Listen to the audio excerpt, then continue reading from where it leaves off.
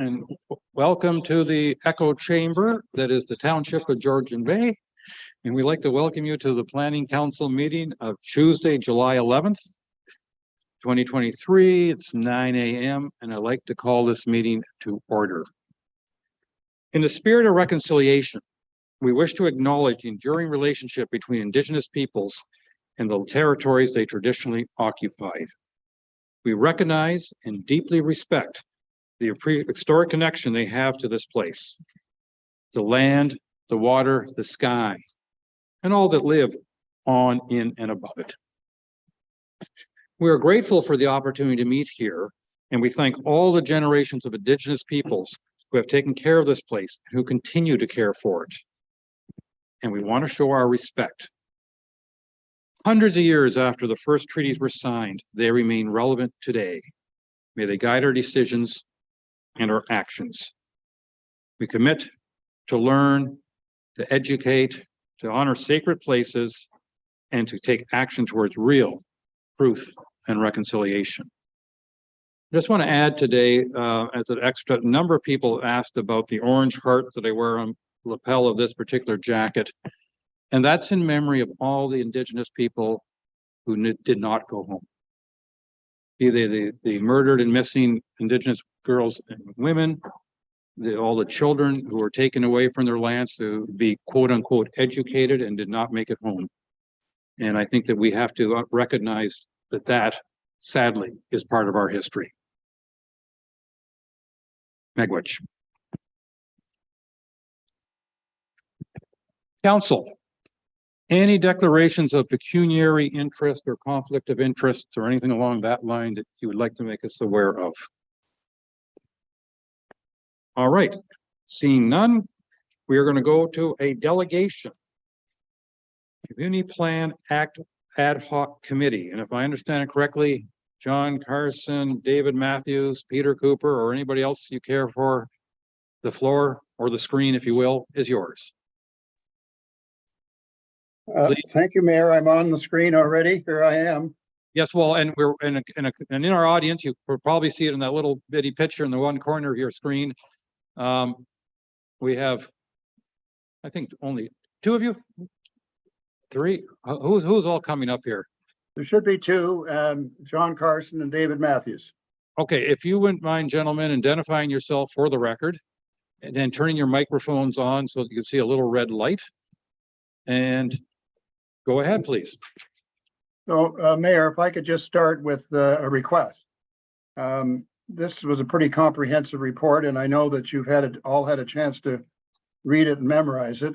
But just think it would, not that we're going to go through this by word, but I think it's important to devote a little bit more than 10 minutes to this, given the amount of material. And I'm not asking for a huge amount of time, but if council would allow this group to have maybe 20 minutes to 30 minutes maximum, I'd be very appreciative. What do I need to do to get that achieved? I would encourage you to make your presentation as brief as possible so we have lots of time for questions and conversation following. So, Mr. Mayor, I was told when I spoke about this previously, running up to this meeting, that if I made a request of council, that could be done. And I don't plan on cutting you off and the screen going black at 10 minutes, but I'm encouraging you to make the presentation as brief as possible so we have lots of time for any questions that may follow. We'll do our very best. I'm just suggesting that, and by the way, the Municipal Act says that 10 minutes is not the only requirement. It can be anything. So I find 10 minutes very short, but anyway, I just hope that we can be a little bit reasonable in our listening to some very good and sound advice. And I wanted to start with maybe explaining a little bit about giving some background as to why this committee was formed. I think primarily the main reason is that we have community plans that have been created throughout the Township of Georgian Bay and for a number of years. I'm not going to go into all the history, but there's a lot of work that's been done over the years. In fact, the first set of bylaws that were created for the township of Georgian Bay and passed in 1972 by a gentleman by the name of Ray Agnew. I've got a copy of it right here. This is the first set of bylaws. And you say, so what? Who cares? Well, it was done by a lawyer from Toronto who has a cottage in Wawatasi, and a guy from Go Home Bay came to him and said, would you help put together some bylaws and do some mapping of the township? This was adopted in 1972 and was used until 1991 was the next set of bylaws. So it's an indication of the amount of devotion and volunteerism and professionalism. Mr. Agnew even went and took planning courses before he finished writing this, so he could produce something that was legitimate, and it was used for over 20 years. So I wanted to point out that. But, you know, furthermore, there's been a lot of work done in our communities, and I think it's important to understand that community plans are created by and for a community. They must come from the bottom up, not from the top down.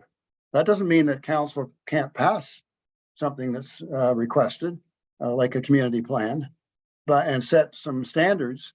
But our history has shown the best way to make this happen is to have it ground up. So I just wanted to sort of cover that off. We're going to get into sort of the meat of this in due course, but I'll just make a couple of other quick comments. I think the other thing that we need to sort of acknowledge is that most of our community plans that are in place today were overseen in terms of overall direction between 1989 and 2008 by Mr. David Parks, who was the planning manager, and he set certain criteria, including the types of surveys that needed to be done, to bring in a consultant, etc. It worked exceedingly well, where people followed and communities followed the standards that were set by Mr. Parks. And so I think it's important for us to remember that, because nothing's changed.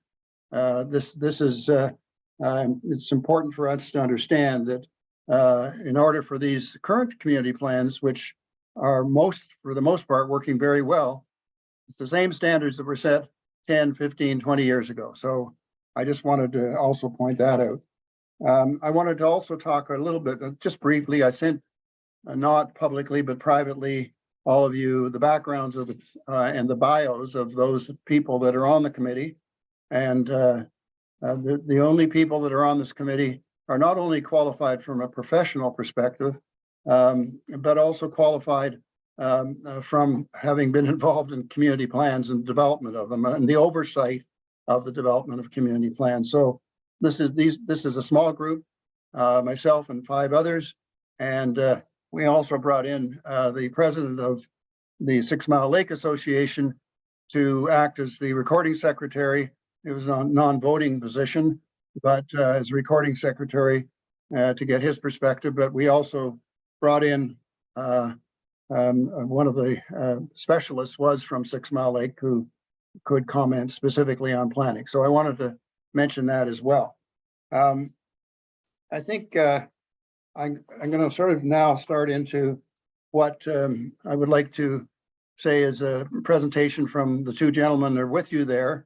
And I'll come back at the end with sort of some maybe sweeping up a bit with the comments that I have missed. And if then we could get into Q&A. So with your indulgence on that front, I think I'm maybe taking up 4 or 5 minutes, and I don't want to take up any more. So I'm going to call on David Mathews, maybe, if he'd like to start off, or John, either one of you, whatever your thoughts are, please, one of you to start off. And so David Mathews, and start off with your presentation. So away we go. Thank you, Mr. Cooper, Mr. Mayor, members of council. As I said, my name's David Mathews, longtime resident in Cognachine, past president of Cognachine, and was the president when we developed our official plan amendment. I think maybe if I just give you a little bit of an overview or background of how we sort of decided we needed to do something and some of the bigger picture results that may help you. I don't see any need to read this 17 5-page or whatever it is that Mr. Cooper has printed and circulated. So really it started back in the days of when Mike Kennedy was mayor of our great township, and we had a couple of applications that were coming forward. One in particular where they wanted to do a lot of blasting, create a harbor. They were very aggressive with their plan, shall we say, so much so that they were blasting into somebody else's property so that they could have a bigger harbor. They then scaled it back and probably got what they wanted, but that's another story. So this solidified when we went to the mayor and said, what can we do about this? And he says, our bylaws doesn't have anything in it to prevent this from happening. So if you want your own community plan, I encourage you to get out there and do it. So we formed a group of 15 people, 3 lawyers, I believe, 2 planners, other members of the community. We tried to pick people geographically all around the community of Cognoscene so that it wasn't just one hub. So people couldn't say it was technically the privileged people of downtown Cognoscene, as some have been noted to be called. So we did a lot of work. We did a workshop in the winter time to sort of get feedback from some of the residents in the area. We did a very detailed survey. I think it was 49 different questions. Lot size, how big do you think the cottage should be? How many docks do you have? How big do you think they should be? That survey was assembled with the help of Planscape and their contact there, Greg Corbett, who was a registered planner up in Bracebridge, I believe, at the time. So way of background of Cognoscene, we have 398 members of the association at that point in time. We had about another 265 people who weren't members of the association for whatever reason. And I had the dubious pleasure of sitting in the old township office, going through the tax roll and getting the address of those other 267 people so that we could confidently say we did everything in our power to contact the community. We printed out notices. We had 2 or 3 public meetings. You only need to have 1 by law of the Planning Act. We did 3. We printed out notices of where we were at. We went down to Honey Harbor to the marinas and put them under every windshield wiper of every car to so that people couldn't say, I never got it. And we continued to engage the public, but we also had great help from Dave Parks, who Mr. Cooper has recognized, with wording and, you know, a little bit of direction. And a prime example was we wanted to stop blasting in Cognoscene. And so we were dancing around with something like, we want it to be little or small or not a lot. And, you know, what is small, right? Mr. Parks came up with the idea of, why not just say 5 cubic meters, which I think Mr. Bochek will know that's the size of 1 dump truck. So, so that was a very specific. So wording, again, is very, very important in the plan. And we massaged our plan over and over and over again. We met as a group probably every other month for several years. We ended up with, in the survey, we ended up with a 75% response rate from the members of the Cognoscene Association, which we thought that's a pretty good response rate. And when it came to passing, it passed unanimously with the cottagers and with the council at the time. So it's an engagement process. It's not a quick process, but we firmly believe that as Mr. Cooper indicated, it needs to come from the bottom up. The need to engage the people that it's going to affect. We were, as a matter of fact, just as a sidebar, I was so busy for a couple of summers. One of the members of our board of directors sent me a condolence letter. Sorry for the loss of your summer, because every weekend there was something going on. So I guess just to wrap up, it's Cognoscene, and I think others have sort of followed our plan. It was from the bottom up. We involved 667 people that live in the community.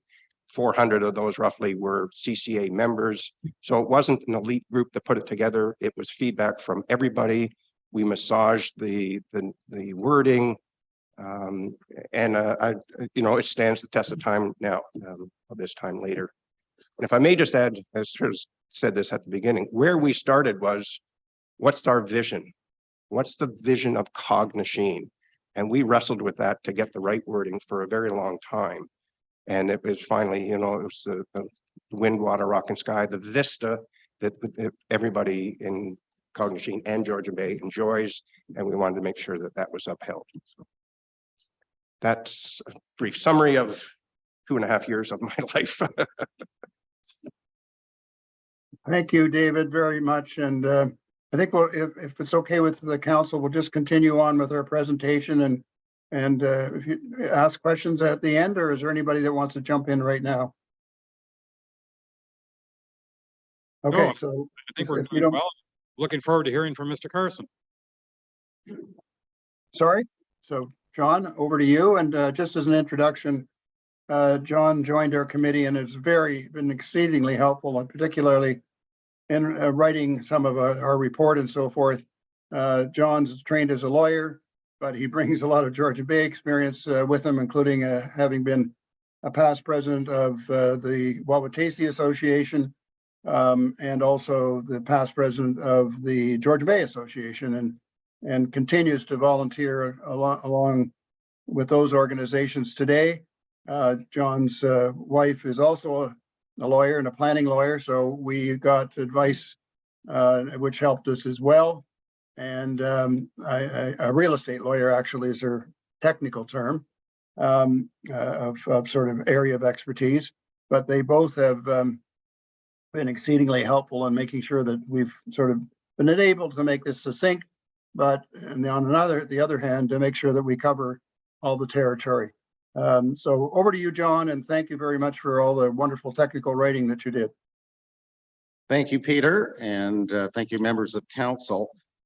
Yes, I was on the Wawatasi board for what could be too many years, but to Peter's point, it was actually my wife who was president of the association when the community plan came into place. So for clarity, I'm just going to briefly touch on a few of the key principles in the process that is before you and was with the meeting materials. I'm not going to go through all these points, obviously. The purpose here was really to take an outline of the policy as it stood historically and make sure that it was as robust and thorough as it could be and more clear than it has been historically as to what steps need to be followed. So to document this as official policy in whatever form council and staff find appropriate.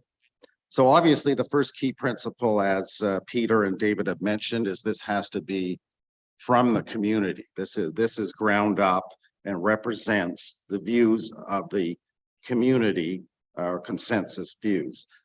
As David stressed, the next one is that it has to involve all residents of the community. So usually there is a local community association that has spearheaded most of these community plans, but there needs to be, and this process stresses, there must be significant effort to involve everybody, whether they are a member of that association or not. This is a long set of points. I want to mention that our committee agreed that this really is the full set of points to create a brand new community plan.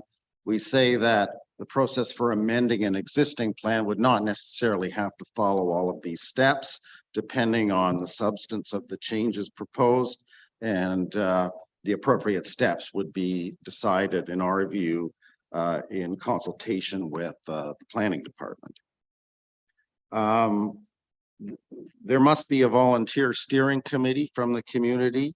And we say here that one thing that is strongly recommended is that the community retain a registered professional planner with relevant experience in these kinds of communities and in these kinds of processes, including writing official plans and zoning bylaws, to advise them and to in fact carry out a lot of the work. So this would not be a set of volunteers who don't have the requisite knowledge and skills and experience.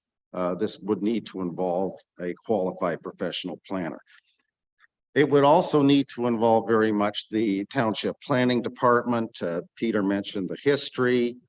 We say here that the planning department should be consulted throughout the process to make sure that the community benefits from their advice, knowledge, and indeed the requirements of the township official plan, etc.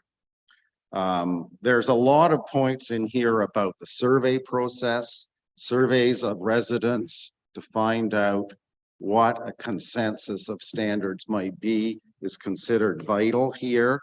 And there are a lot of points about making sure that the design of that survey is thorough and professional and that the content is appropriate. Again, we say the planning department should be involved in designing that survey. A key point or principle here is how do you demonstrate consensus from the community on the plan? We say, first of all, on surveys, a response of about 65% or more in favor of a particular proposed standard, we suggest demonstrates a strong consensus. But in here in point number 12, there are 4 ways that our group feels should be employed to demonstrate a solid consensus. 1, as I mentioned, opportunities for participation by all residents. 2, thorough survey. 3, several public community meetings to which everyone is invited. And then ideally, a final community vote on the proposal at an official meeting whereby you can see what percentage of at least the attendees are in favor of the proposed plan and standards. The next section, starting with point 14, is how to draft the plan. Again, that's where the registered professional planner would have a large role. And also, again, continuing to work with planning staff at the township. And then through to making every effort to make sure that planning staff is on side so that they will endorse the proposed plan when presented to council. So those are the key principles of the process. As I said, I wouldn't go through all the details. Just want to mention point C on page 4, zoning implementation. This is really a two-pronged process. 1, to get the official plan for that community in place, and then the detailed zoning bylaws that apply to that community. Normally those would be in parallel. That's been the history, but not necessarily the case. Finally, point D, we ended up suggesting that communities should consider periodically reviewing their existing plans for appropriateness to the current situation. But we didn't put a timeline on that because it was felt that for many communities, they haven't changed that much. The views of community members haven't changed that much. So there's no point in suggesting that a costly process of reviewing the plan needs to be carried out if there isn't support in the community for revisiting that plan. That's my summary. All right, Thank you. gentlemen, I say thank you very much for all this. I would like to turn it over to council and see if we can't get a conversation going. If there's any questions, I know I have a couple, but give the councilors a chance first. If any councilor would like to ask any questions or make any comments. Councilor Bocek, please, followed by Councilor Predko. Thank you. And through you, Mr. Mayor, thanks very much for the presentation. Very informative. Couple of questions I have. One is, it seems to me like you did a lot of consulting and engaging with your community, and whether they were the cottage association members or not, you've reached out to the community at large. My question is, how much interaction have you had with the people that service this community? I think that's a very important factor. And I didn't hear anything about you engaging with any of the local contractors or any of the local shops or anything to do with the people that go to Cognition and do the work up there. And I think that's a big important component of this that's missing.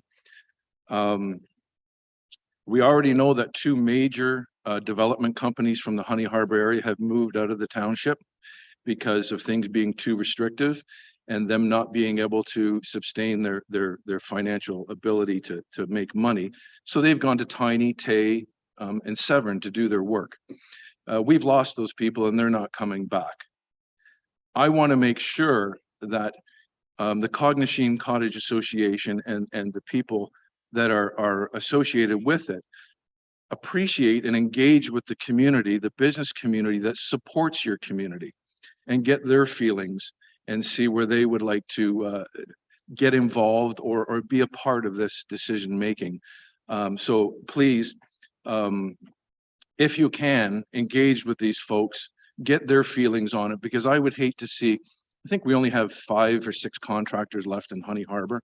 I'd hate to see them move on and go somewhere else too, and then this community is left without anybody to do their work, and they start bringing in companies from the city, which doesn't serve anybody in this community well. So please, if you could do that, that would be of great importance to someone like me who cares about the local community that services your community. I appreciate it. Mr. Mayor, could I respond to that, please? You may. Just briefly, Brian, I guess my comment is sort of twofold. One, and if others have a different answer, but one is that yes, it's important to involve the business community. It's also important to acknowledge that in the case of, you're talking about Cognition, but really we took a look at all the communities, including 6 Mile Lake, by the way. And most of the communities, except for the Honey Harbor community, don't really have the businesses in their community. The community and the members of the community are, in fact, residents. So I don't know, we can ask a planner and a planning consultant how one would involve the businesses and how they would maybe be afforded the opportunity to weigh in on a survey, for example. But you know, the requirements that were put in front of all of these community plans, or communities, I should say, from the planning department was to engage your community that lived there. So that's one way of sort of addressing the point you make. Thank you. Yeah, Peter, I'd just like to follow up on that, please.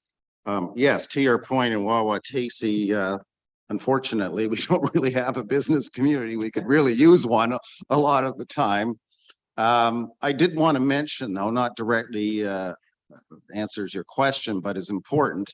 At the time in Wawatisi, we did invite the local First Nation, the Moose Deer Point First Nation, to participate in this process of developing a community plan.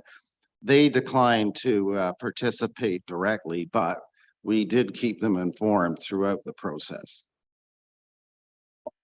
Thank you. If I may, Mr. Mayor, just elaborate and maybe answer Mr. Bochek's concern.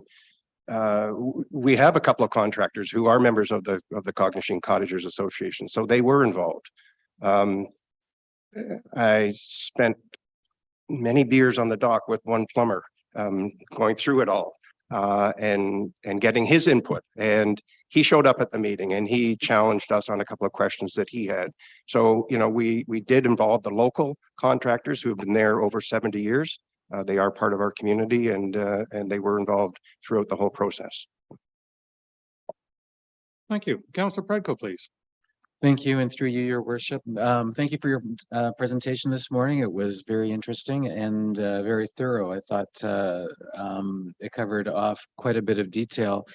And my question is actually for our planner to ask, or our director of planning, for his opinion on how this differs from creation of an initial community plan, and really what the involvement that you see that planning needs to have in the changes to a community plan along the way. So I think part of your presentation, you discussed that planning would be informed and involved. I'm just curious as to how our planning department sees that they would be involved. Well, I'll do respect, Counselor. Maybe I can speak after I've heard maybe some of the other questions too. I would certainly like to speak overall to your question, and maybe some of the other counselors may have some things to bring up within that that could be wrapped into one. So if I had asked the indulgence of the mayor and yourselves to maybe speak after you've asked your questions and then come back to that as a whole. We'll get back to you. Thank you. Councillor Jarvis. Thank you, gentlemen. That's a very, very comprehensive report, and I really appreciate it. Demonstrating consensus on the plan as part of that report.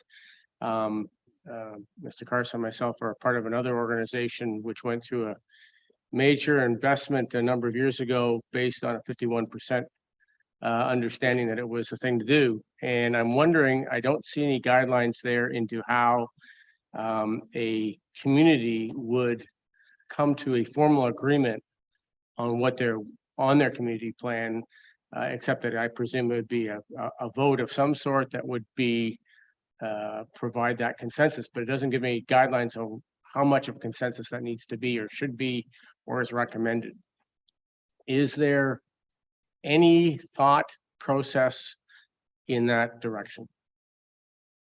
Could I take that on, Mayor, and let the others respond as well? Just very briefly, if you, I think in our report, Councillor Jarvis, you'll note that the part of the process that was described was that there were surveys done, which in effect is like a vote. In fact, it gives you a lot of detail as to what people are looking for in their communities. So, and then in the case of some of the communities, I think many of them, including Go Home Bay and Cognoscene, Wawatezi, etc., at the end of the whole survey process, which was like a vote, then there was a vote at the annual general meeting, and it was made very clear that this was a place to also put in your 2 cents, so to speak. So there was a long process of I don't know how many of those meetings you attended, but there was one that's in the middle of the winter started and went on for several different kinds of meetings consulting with the community. So lots of feedback from and approvals from the community. And the survey was the key one. Thank you. I don't know if either John Carson. Councillor Cooper, not to worry. I'm paying attention to all delegates. Mr. Mathews. Thank you, Mr. Mayor.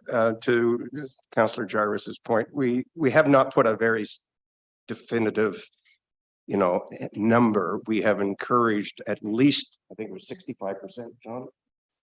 Like a 2/3 majority would be a strong message. You will never get 100% buy-in from everybody. Well, I shouldn't say that because I think Go Home did, but they're a little bit different. Our community of Cognoscene is quite diverse. And that was one question that was posed at one of our public meetings. What's going to stop this from going to the land tribunal or the OMB at the time? And I said, there is no guarantee. That is somebody's right to do that. But, we felt in Cognoscene when we had 75% buy-in, and as a group, when we talked about it, we thought at least a 65% buy-in was a good representation when everybody in the community has had a chance to participate. Right? Yes, please, John. I think it's a good question and a fair question. We did talk about this issue in our group, certainly. And I think it was felt that it was really hard to boil down the definition of consensus to a specific number on a vote, given that communities vary and are diverse and their circumstances are different. In our own situation in Wawatezi, when the plan was adopted, the vote was overwhelmingly in favor. But it's important to know that was at the end of a very extensive process of consultation and discussion and meetings, whereby a lot of changes were made to the proposals in order that we could achieve that result. May I just follow up on that, if you don't mind? And just further to your comments, John, And David, in the case of Wawatasi, in the case of Cognishine, was there any consideration to the possibility that there would be a very divisive vote at the end of that long process, and how you might that might be handled? In other words, if you had a 50-50 split, unlikely. I know the people in Cognishine, I know a lot of people in Wawatasi, but I mean, maybe those are two exceptions to the rule, and we're going to have community plans which are very divisive in their scope, and you end up with basically a 50-50 split, which would make it really, really awkward to adopt anything. And I'm just wondering if there can't be a guideline perhaps added to this as a helpful amendment that indicates that those involved in the process should first agree on what would be, a considered consensus. Just a thought. I think that's a good suggestion. I agree. This is just my personal opinion, but I don't see how a community plan could be proposed to council for approval with a split community. I just don't see how that would. Fortunately, we have another level here to look at that, which is good. Anyway, And if I may, I think you also need to keep in mind the process that this has gone through.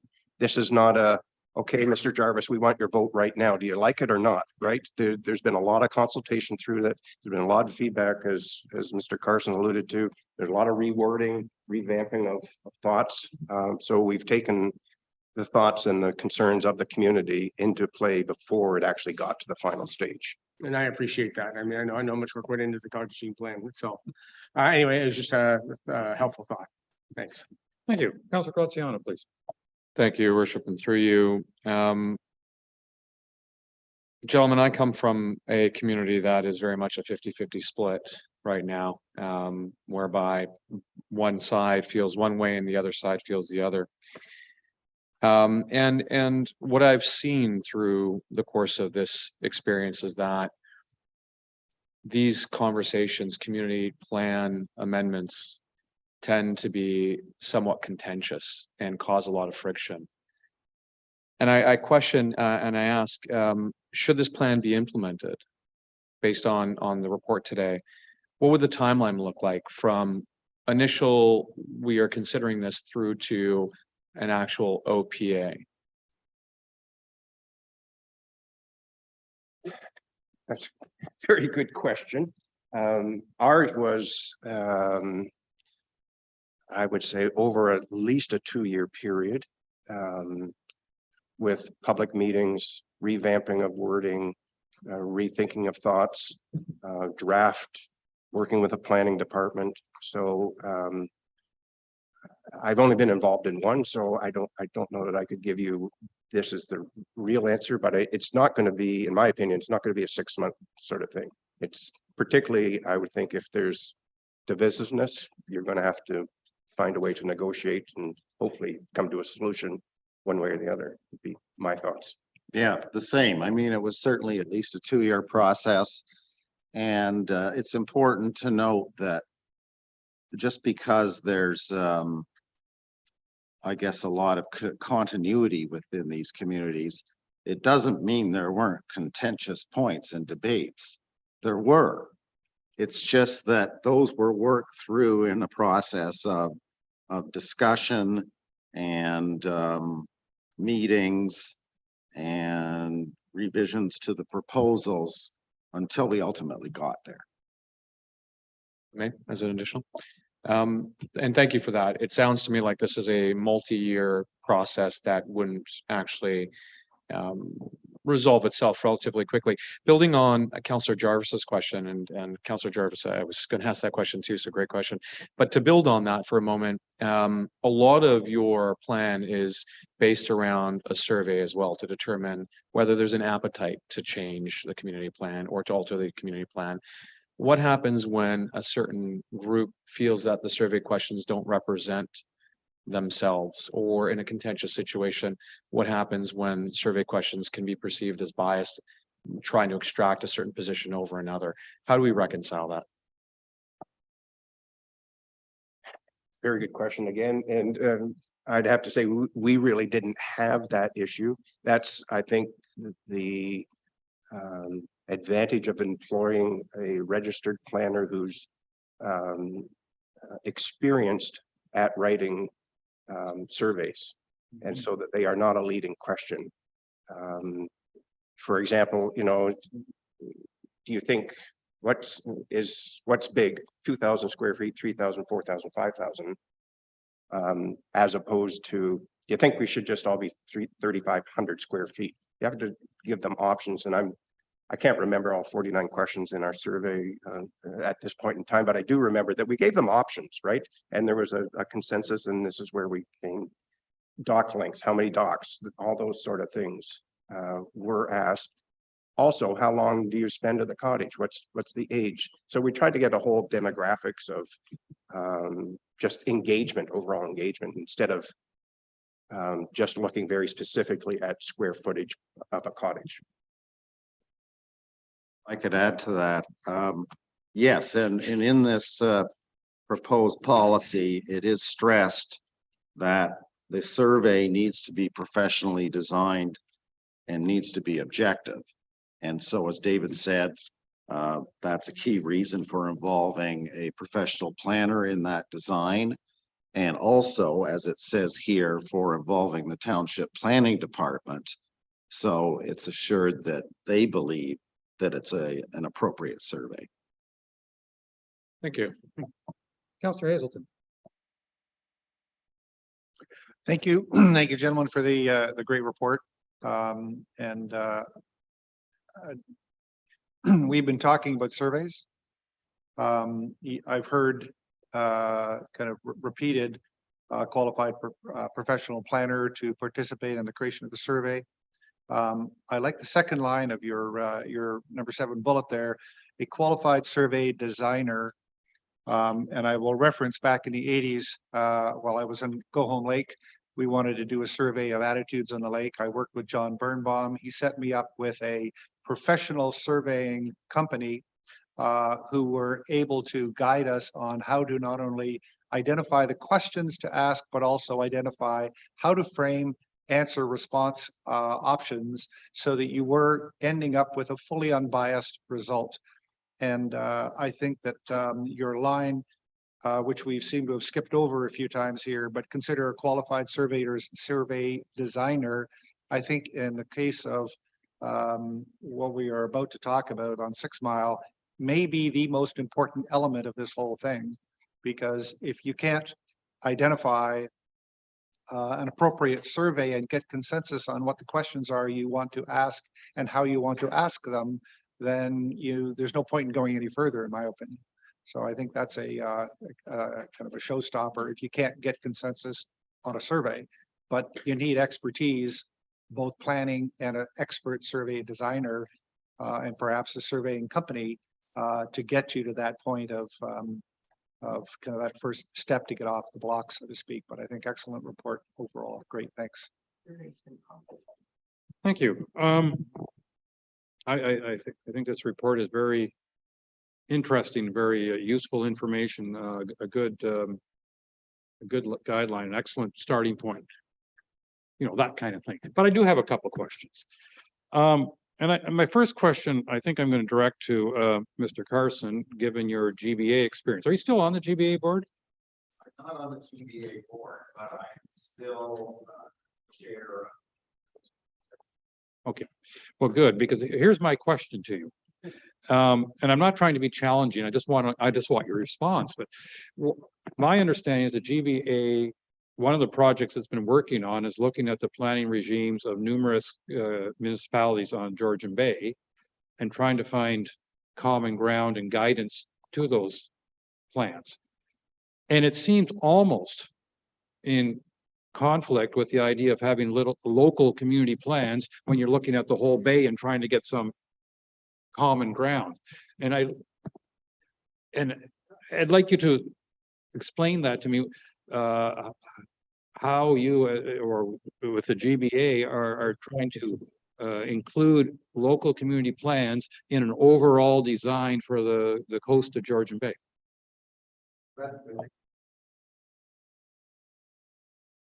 That's a good question too, Mr. Mayor. Thank you.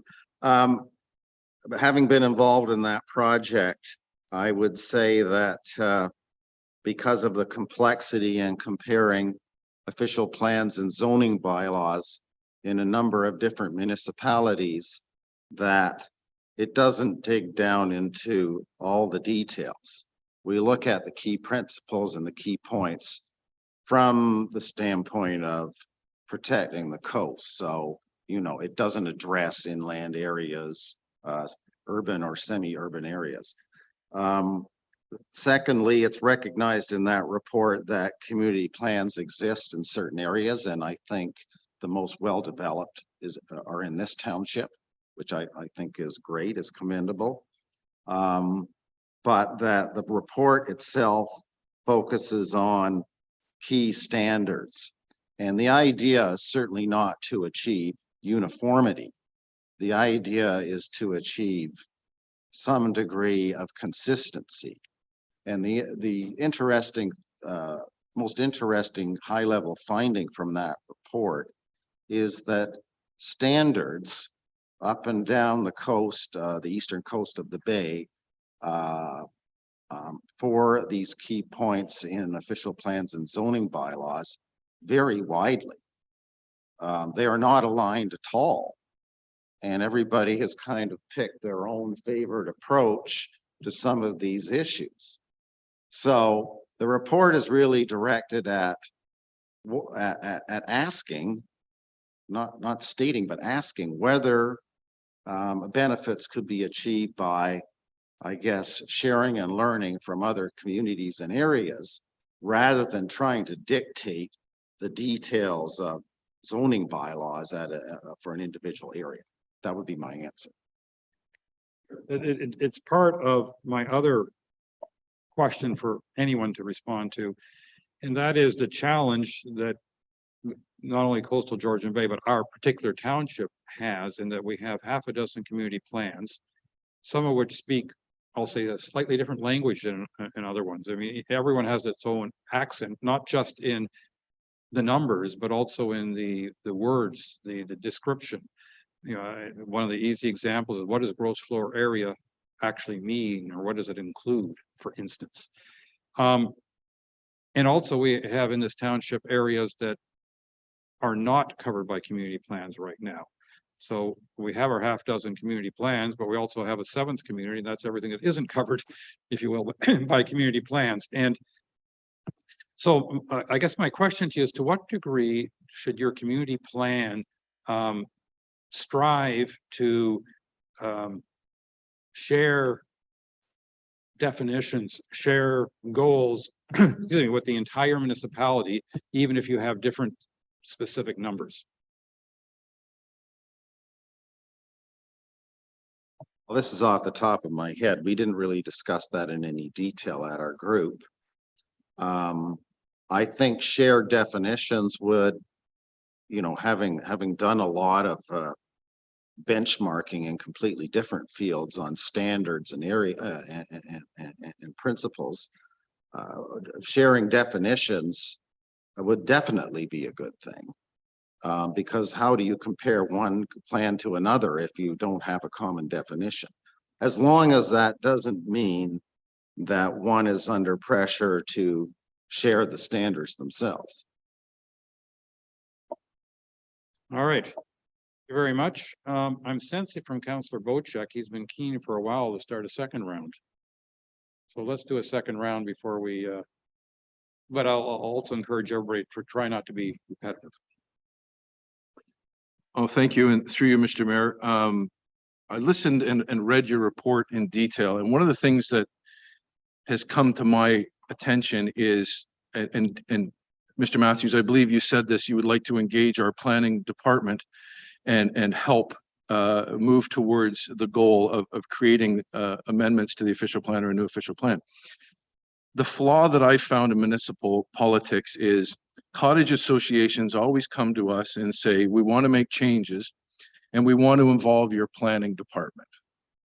The minute you involve our planning department and the planning department supports your application, and then there's an appeal process by somebody who's disgruntled, guess who pays the bill? we can't represent ourselves. We have to go out and get outside planners and outside lawyers to go to the OLT to represent the township. And this becomes very costly. And if you look at our history in this township, we've spent hundreds of thousands of dollars doing this exact same thing. So as you move this forward and as you're working on this, I'd like you to give thought to the fact that maybe using your planning people and your lawyers and maybe an outside planner to bring something to council. Anytime we use our staff planner, it seems to create the ability for people to appeal, and then the cash register starts ringing every time. So please give this some thought as you move forward and see if you can come up with a way that the Cognition Cottages Association can present this and support it and bring it to council using your own planning advice. And then we won't be put in the position when we're appealed that we're going to have to go out and spend tons of money trying to represent ourselves. So I think that's something we all have to remember. There's a ton of case history of this. You can look back at almost every cottage association that's brought something and that's got appealed. We end up in court over it, and it's very costly. So please give some consideration to that too. Mr. Mayor, could I respond to that, please? You may. And I certainly appreciate the comment from Councillor Bocek, and we need to be mindful of the legal expenses that have come forth in the past and will be there in the future. I think we need to remember, though, that for the most part, from what I've studied, what the OLT and OMB have done over the last 15, 20 years, and most of the pieces that are being brought to the OMB, cases and objections, are against the Township of Georgian Bay plan, official plan, 9119, and then the new one that came in 2014. So that's where the objection was. And, you know, there might have been somebody in particular that had an issue with Cognition, but this isn't, by the way, a Cognition recommendation. This is a recommendation for the entire Township of Georgian Bay as to how to best manage putting together either an amendment or a complete new community plan, not anything more than that. This is not, I just want to make it very clear, this is not Cognition driven at all. Quite the opposite. Thank you. Thank you, Councillor Cooper. And I would certainly like to hear from the folks that did the presentation as well too. Thank you. Yes, if I could respond to that, Councillor Bocek. I don't fully understand the question because for a couple of reasons. First is, you know, as we say, it's up to the community to retain a professional planner and to have the community itself do the bulk of the work. But once the plan is accepted and adopted by council, then it becomes part of the township official plan and zoning bylaws. And the challenges will oftentimes, I would say, in fact, usually come after the fact to people who want to, for example, have a site-specific plan amendment. And, you know, being part of the township official plan and bylaws, it then, of course, is incumbent on the township to defend its standards. And if I may, maybe there's a little misunderstanding about the involvement of the township planning department, at least in our case. We hired Planscape. We paid them a fair bit of money. The township did support us financially with the overall costs. And what we did is we ran it past the director at the time, Dave Parks, to see if there was any red flags that he would see, because he's the main guy at that point in the township that knows planning. And if we were way off base, we got to realign where we're going.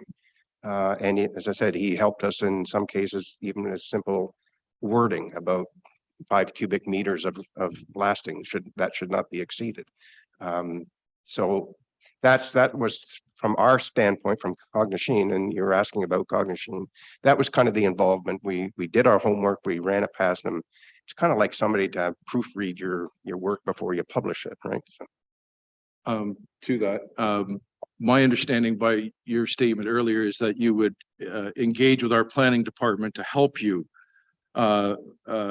get direction and move things forward. And what I am stating is that that's fine, but when it is appealed, then our planners cannot represent us. We have to go out and hire an outside planner and pay them exorbitant amounts of money because we can't use our planner because he was involved. Counselor Bocheck, it's when council decided differently than what the planning department recommended that we have to go to outside planners. Which could be the case here too. It could be. Yes. So I'm just bringing it to your attention, to everybody involved in this, because I think it's good. I think what you've brought forward is very good. And I think it's going to assist a lot of other associations in moving forward with their plans. But I want everybody to be aware that usually these things cost our taxpayers a lot of money when it gets appealed. And one of the things that this council has been trying to do is lower those expenses. So please take that into consideration when you're working forward. That's my only statement. Thank you. Thank you. Counselor Predko, please.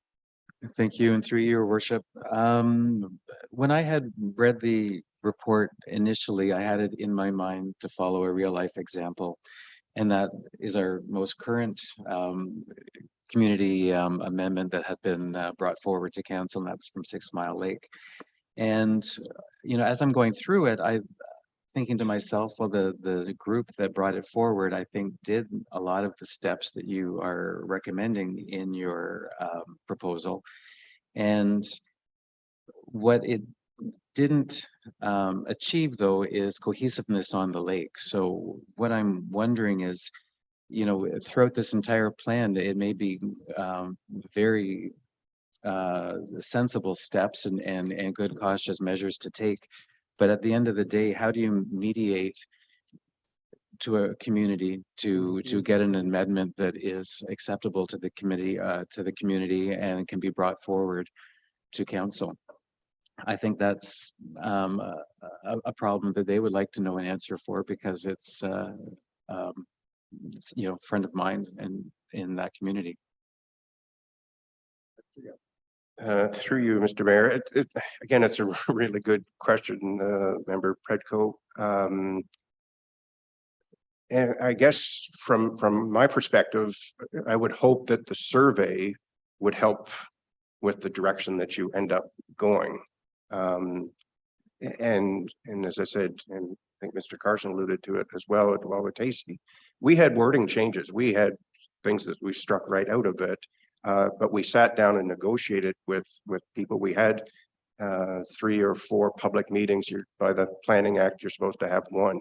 So, you know, you have to engage the membership and the public, and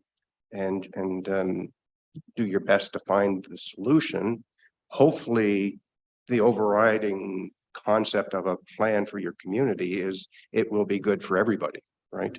And we definitely, I mean, from Cognoscine's standpoint, we worked very hard to make sure it wasn't just, as I mentioned at the very beginning, some elite people from downtown Cognoscine. This was, we drew the boundaries, we invited them to participate. Even at our public meetings, we asked somebody who was a fairly well-respected member of the community, but was not part of our group, to be the mediator and chair the meetings, so that, again, we tried to have it as open kimono as we possibly could. So it's sometimes it's not an easy process, and I guess that's sort of what you're experiencing right now. Mm-hmm. Who knew Cognoscine had a downtown area? But it must be where all the businesses are. I didn't know. Councilor Graziano, please. Thank you, Worship, and through you, gentlemen, as you are aware, I participated in this working group, and unfortunately, due to a personal conflict rendering me out of the country, I was unable to attend the second meeting. And I'd like to continue my participation in the working group as well. But there are a few things that I think council has brought to our attention today that I feel could be important to include in a future iteration of perhaps the overall approach here. One, I think that there is very much some validity around the costs associated with the any appeals that we receive. As we saw in 2014, changes were made to GFA specifically on 6 Mile Lake, or the definition rather to GFA. Those changes had included some additional restrictions. Those restrictions now seem to be one of the largest contentious issues that we've seen, and have likely been one of the costly or the more costly expenses that we've seen from an OLT perspective here within the township. I also see some validity to including the commercial community, specifically builders, developers, in their input on perhaps what impacts changes could have if in the event that a community, or an association comes forward and requests changes to an OLT, or excuse me, to an OPA.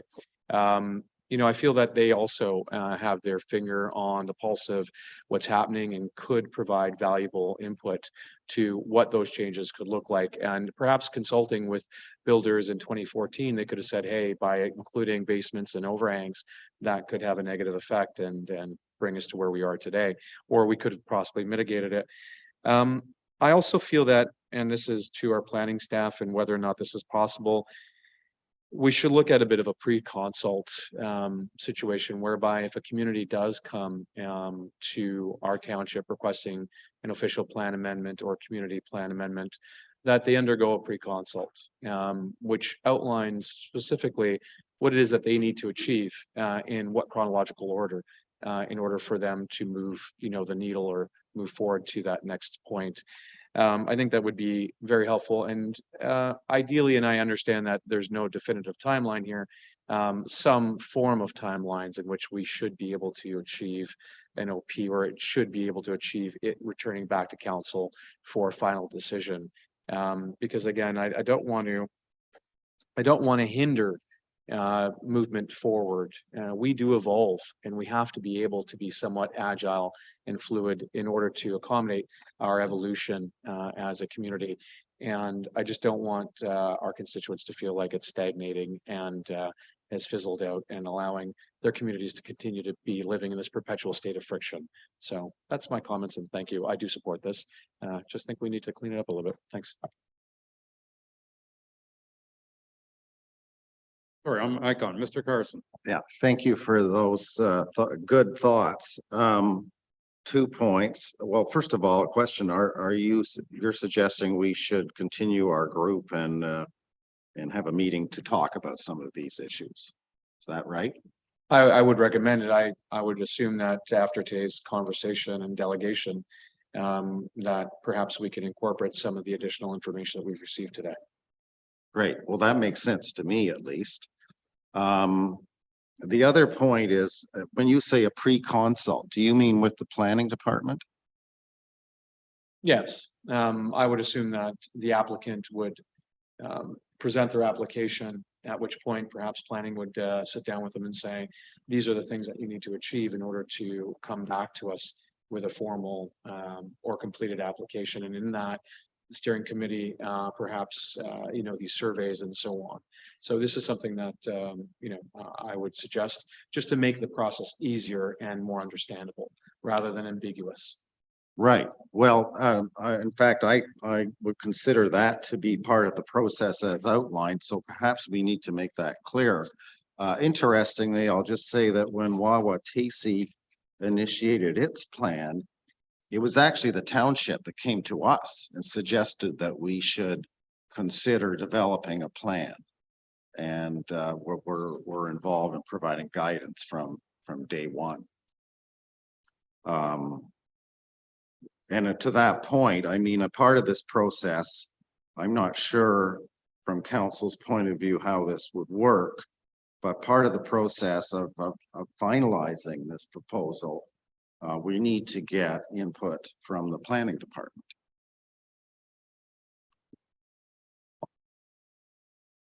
Mr. Mayor, thank you. And just to further on Mr. Carson's, again, as I mentioned at the very beginning, Mayor Mike Kennedy encouraged Cognition to develop their own plan because of the overall township plan wasn't suiting what Cognizine thought that they wanted, and that was clear, so.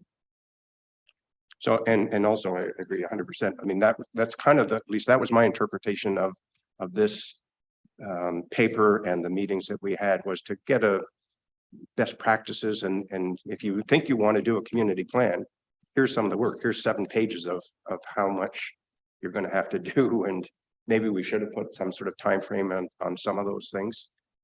You know, I think 24 to 30 months would be a realistic expectation, the way it's going right now, my personal opinion. Mr. Cooper. This has been wonderful feedback, and I just wanted to sort of, I don't want to jump in front of anybody, but to sort of maybe do a little quick commentary at the end here. But to say that, Mr. Cooper, we Yeah. still haven't heard from Mr. Smith. sorry, but well, of course, and I think that's certainly very important. Could I sort of finish off our presentation portion of it? I thought the presentation was finished off 30 minutes ago. But I had some comments I would like to make that haven't been heard. Okay, if you can be brief. I'll try and be brief. I just think, you know, some very good comments like from Councillor Graziano in terms of a pre-consult. The whole idea of this document was in effect like a pre-consult. Here are some of the things you need to think about. And what I would like to see as an outcome here is not only working with the planning department and eventually memorializing practices at the township of Georgian Bay, so that anybody comes in, wants a new community plan or make some changes, that there's something there to work with. And I think that's why we've had some issues over the years. The other thing I wanted to say is that the surveys it's been a lot of comment about divisiveness.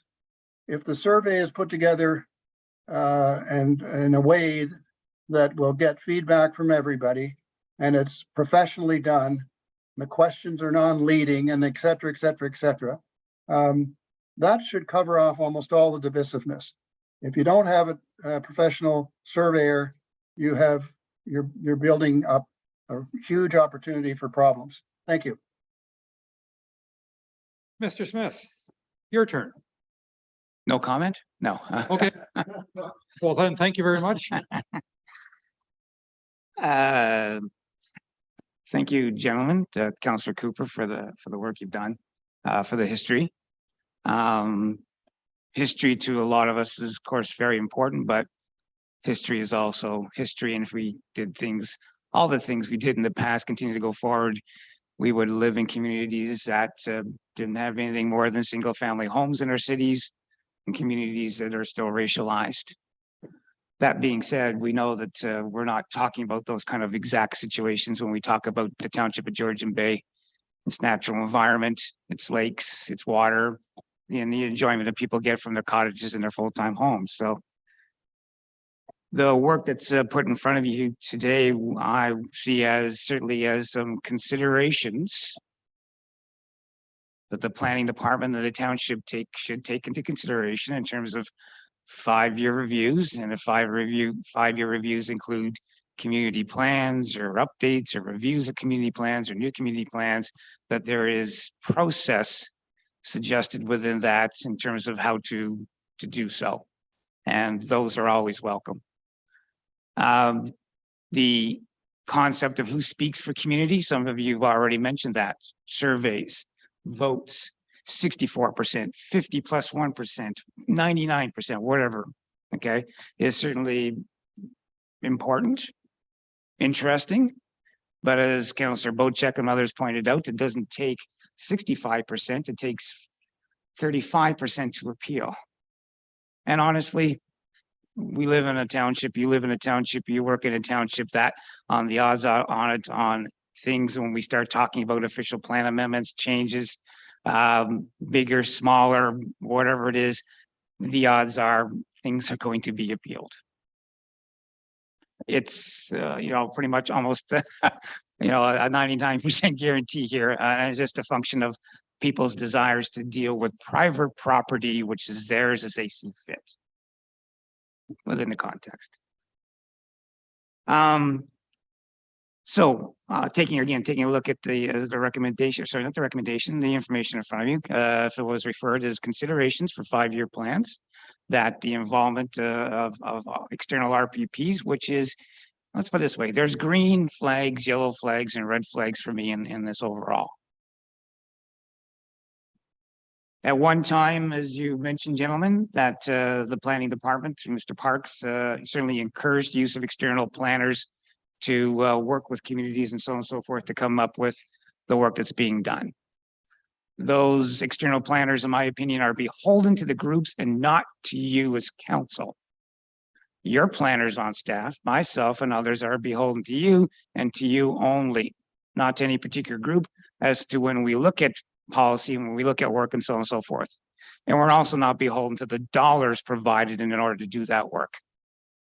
$10,000 gets you $10,000 worth of work. $50,000 gets you $50,000 worth of work. And when you deal with external planners, in some respects, part of that has to figure into their equation. It has to. There's an open-ended budget on that. It was mentioned that 2 years, okay, as a possibility, and reality, yeah, it may not be. But when I provided our draft budget to Greg for next year, that comment just took that budget and doubled it. Okay, money is somewhat important, I would think, to your considerations in terms of where you put money. So when you be careful, we should be careful when we move forward with a set of rules and so on and so forth that adds significantly to budget also.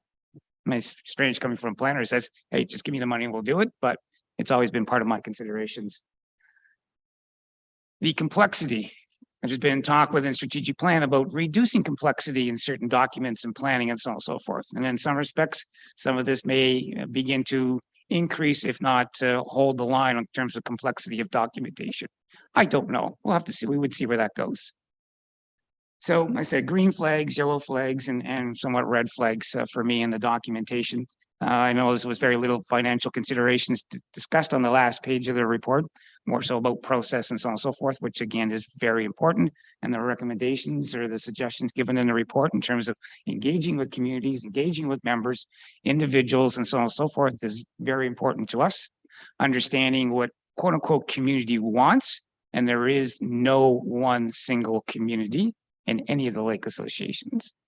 Understanding from what that means at the end of the day in terms of amendments or appeals and so on and so forth is somewhat important, but that is way down the road. But I can tell you again that appeals are probably somewhat certain on this matter.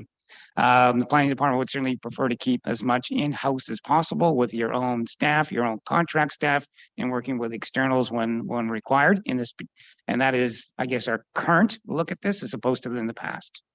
So, as a summary, yeah, there are definitely things that recommended by the gentleman here in terms of community plans, which are valuable to look at.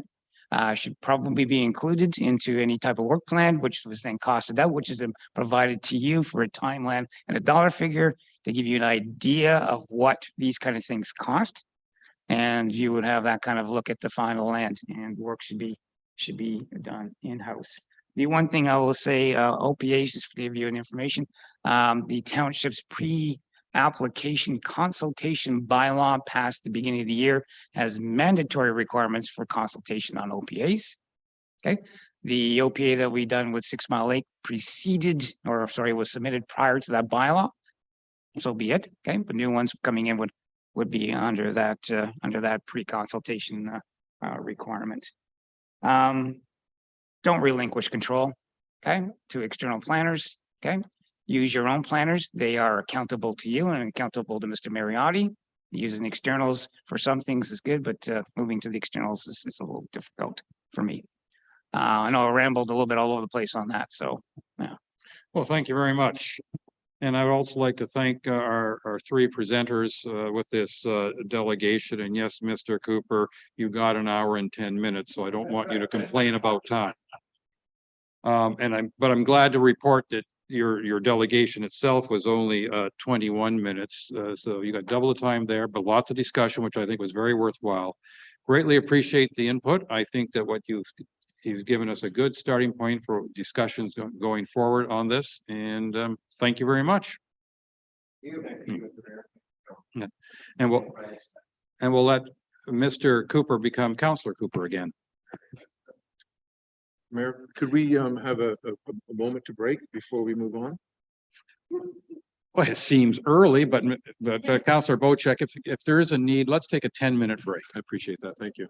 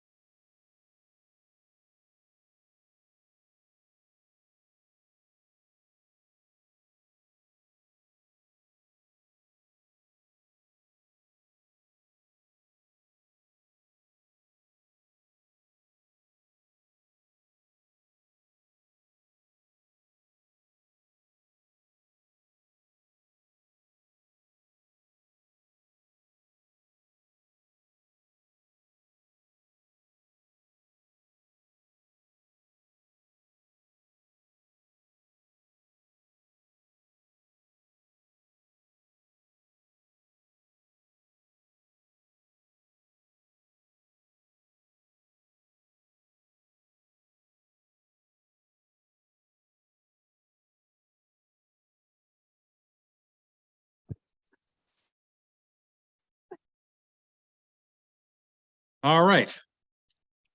We're going to resume our meeting, and we have to start with a motion which is moved by Councillor Predko, seconded by Councillor Jarvis, that the mayor never uses the gavel again. Okay, good, because I wasn't being serious. Moved by Councillor Predko, seconded by Councillor Jarvis, be it resolved that council adopts the planning agenda of July 11th, 2023 as circulated. All those in favor? And that is carried. Which means now we go on to planning application staff reports. And Mr. Crafty, I see you on online. If you are, I believe you're going to present this report for us. Mr. Mayor, I Oh. will start and introduce, and then Mr. Cracky will. All right. Then over to you, Mr. Smith. Thank you. Maybe a short introduction, Jeff. Well, off you go. No, like I said, you're all familiar, and the audience are familiar with the discussions that have been going over the OPA that's been submitted by for 6 Mile Lake. Planning staff was referred to planning staff. That referral was relatively simple in terms of its wording, just referred to. There was no other direction to that, which was fine. Works for us. We met with the ratepayers and lake payers associations kind of thing to try and come to a understanding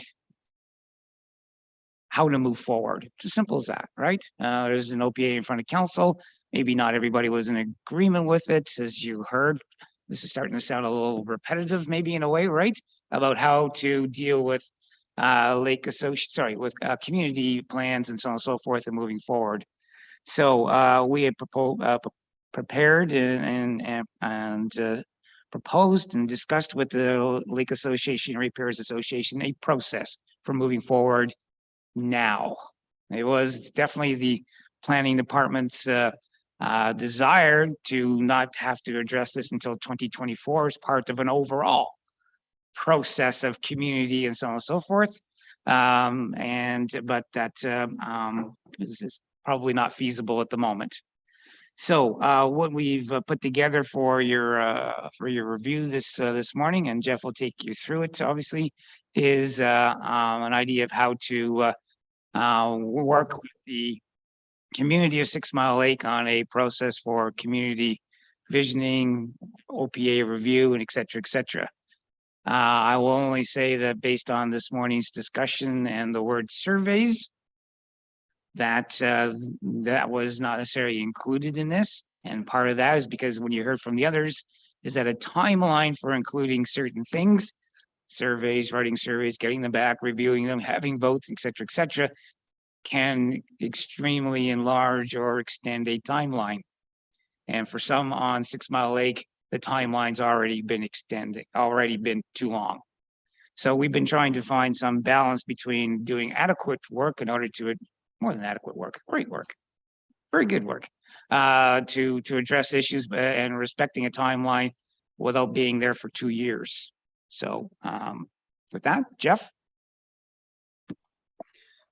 Thank you, David. Your worship, members of council, everyone online and in the council chambers. My name is Jeff Kratke. I am a registered professional planner employed by the Township of Georgian Bay.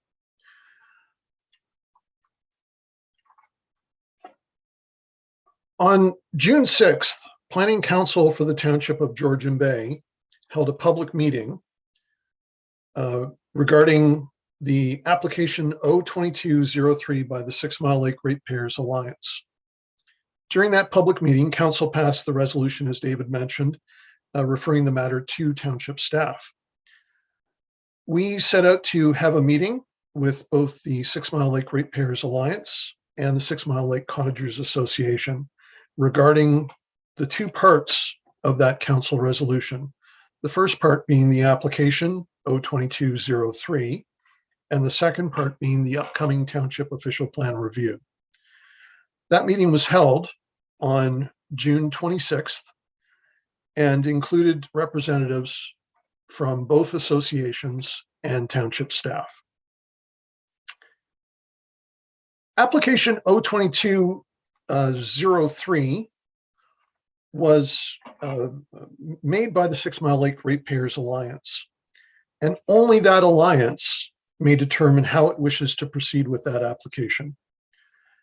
Should council refuse to adopt or fail to make a decision regarding that application on or before August 15th, 2023, the Alliance does have the right to appeal to the Ontario Land Tribunal.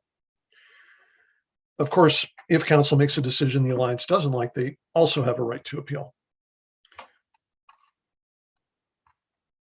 During the meeting, the 6 Mile Lake Ratepayers Alliance made clear it is unwilling to wait for the township to begin a review of its official plan in 2024.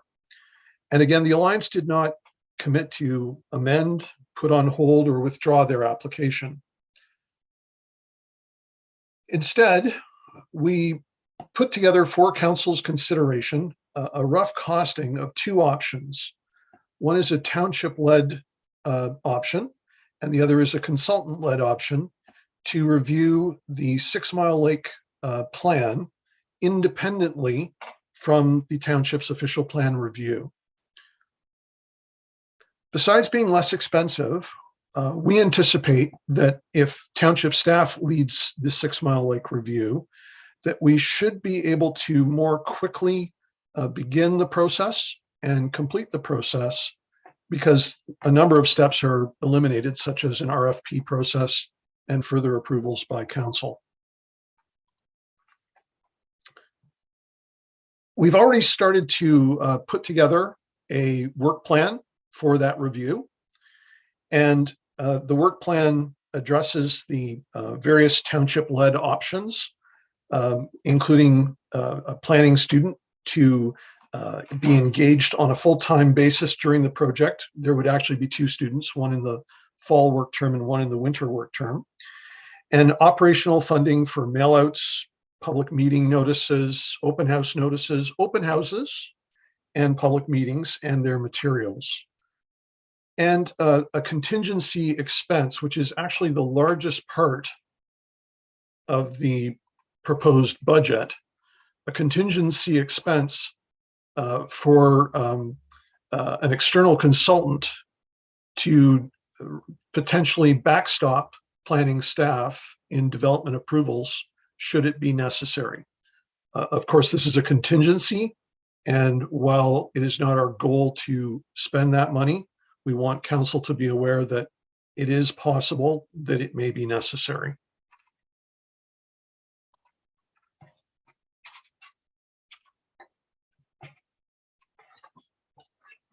On that basis, staff is recommending that council for the township authorize staff to begin a review of the size of dwelling policies in subsection F.5.9 of the township official plan, with a focus on subsection F.5.9.7 in the official plan regarding the 6 Mile Lake waterfront community policies. And that staff provide to council for information purposes a draft work plan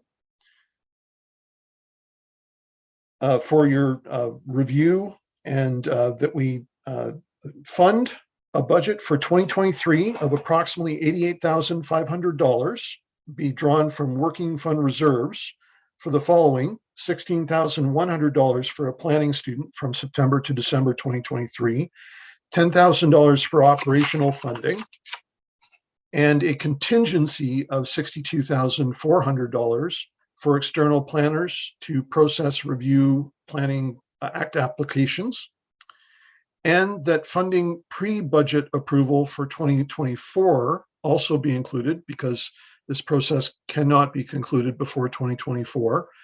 That would include additional student funding of $16,100, additional operational funding of approximately $10,000, and an additional contingency for planning development review by an external consultant of $62,400. That council defer O2203 until such time as determined by the planning department, and that council approves the distribution of an information letter to be sent by mail to the 6 Mile Lake residents, informing them of the process and review as set out in this report. Thank you.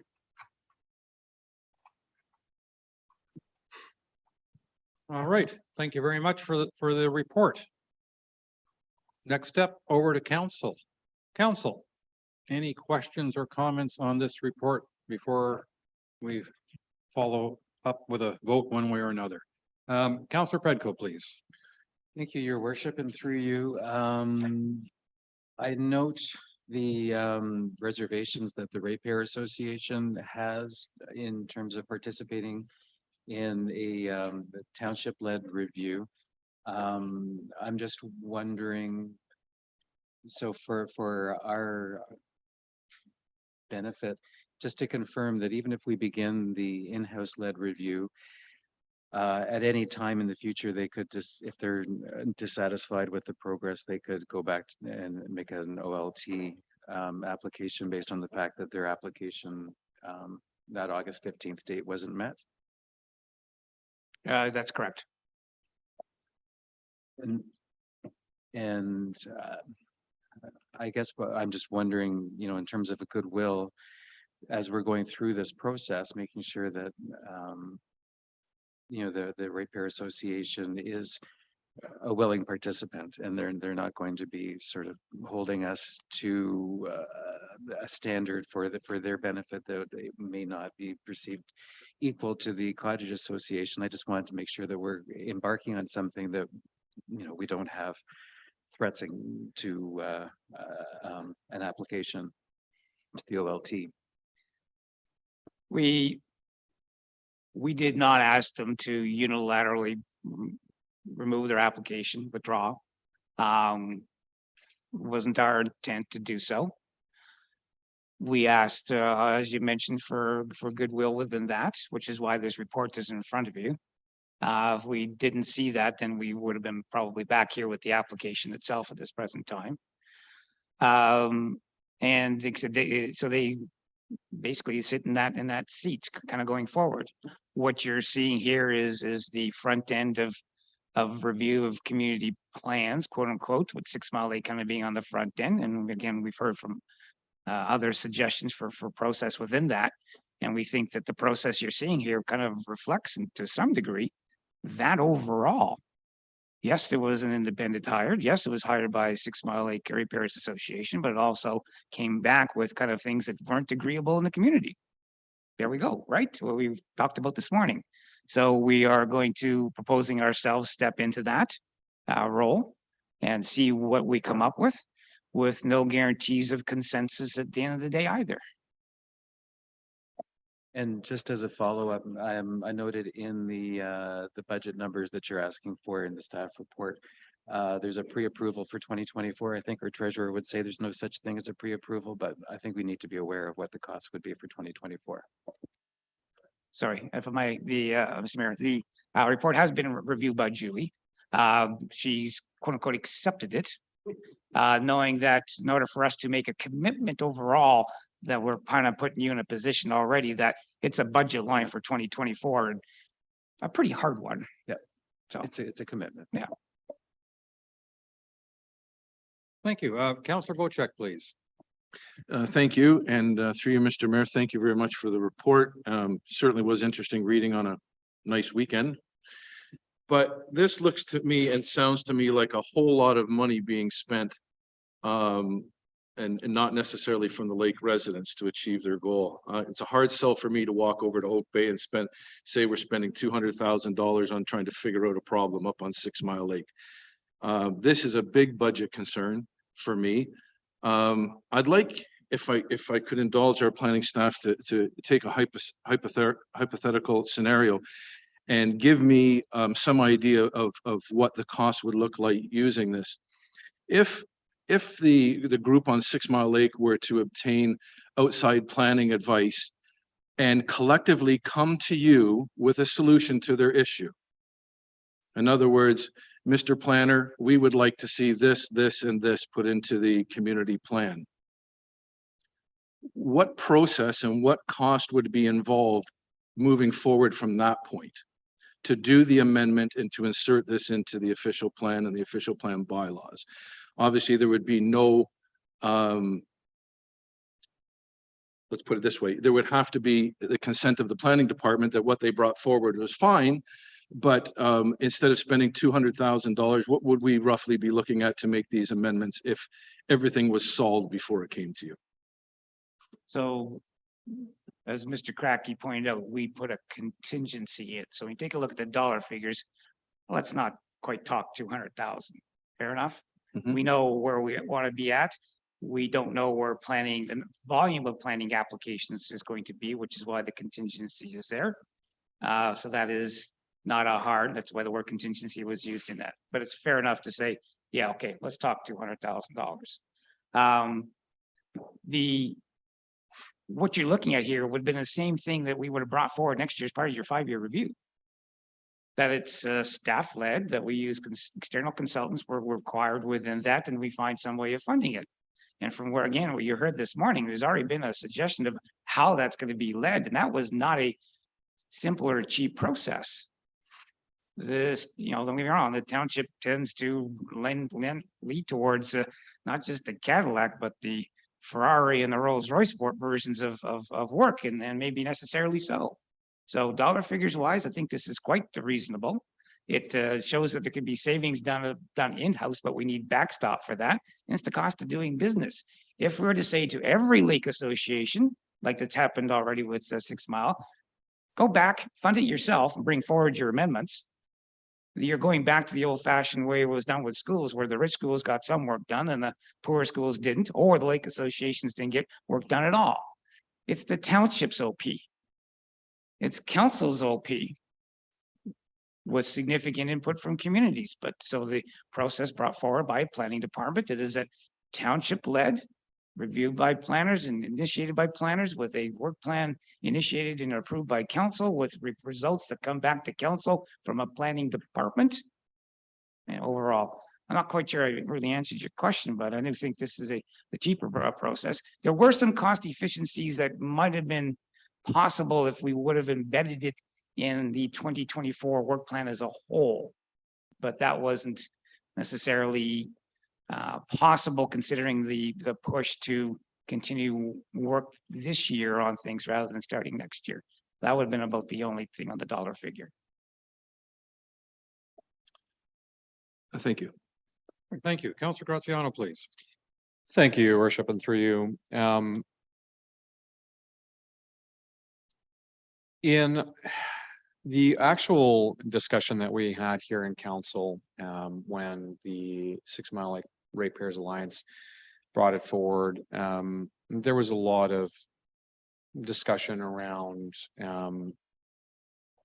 retaining an arbitrator to help provide guidance to the two associations in finding a common ground.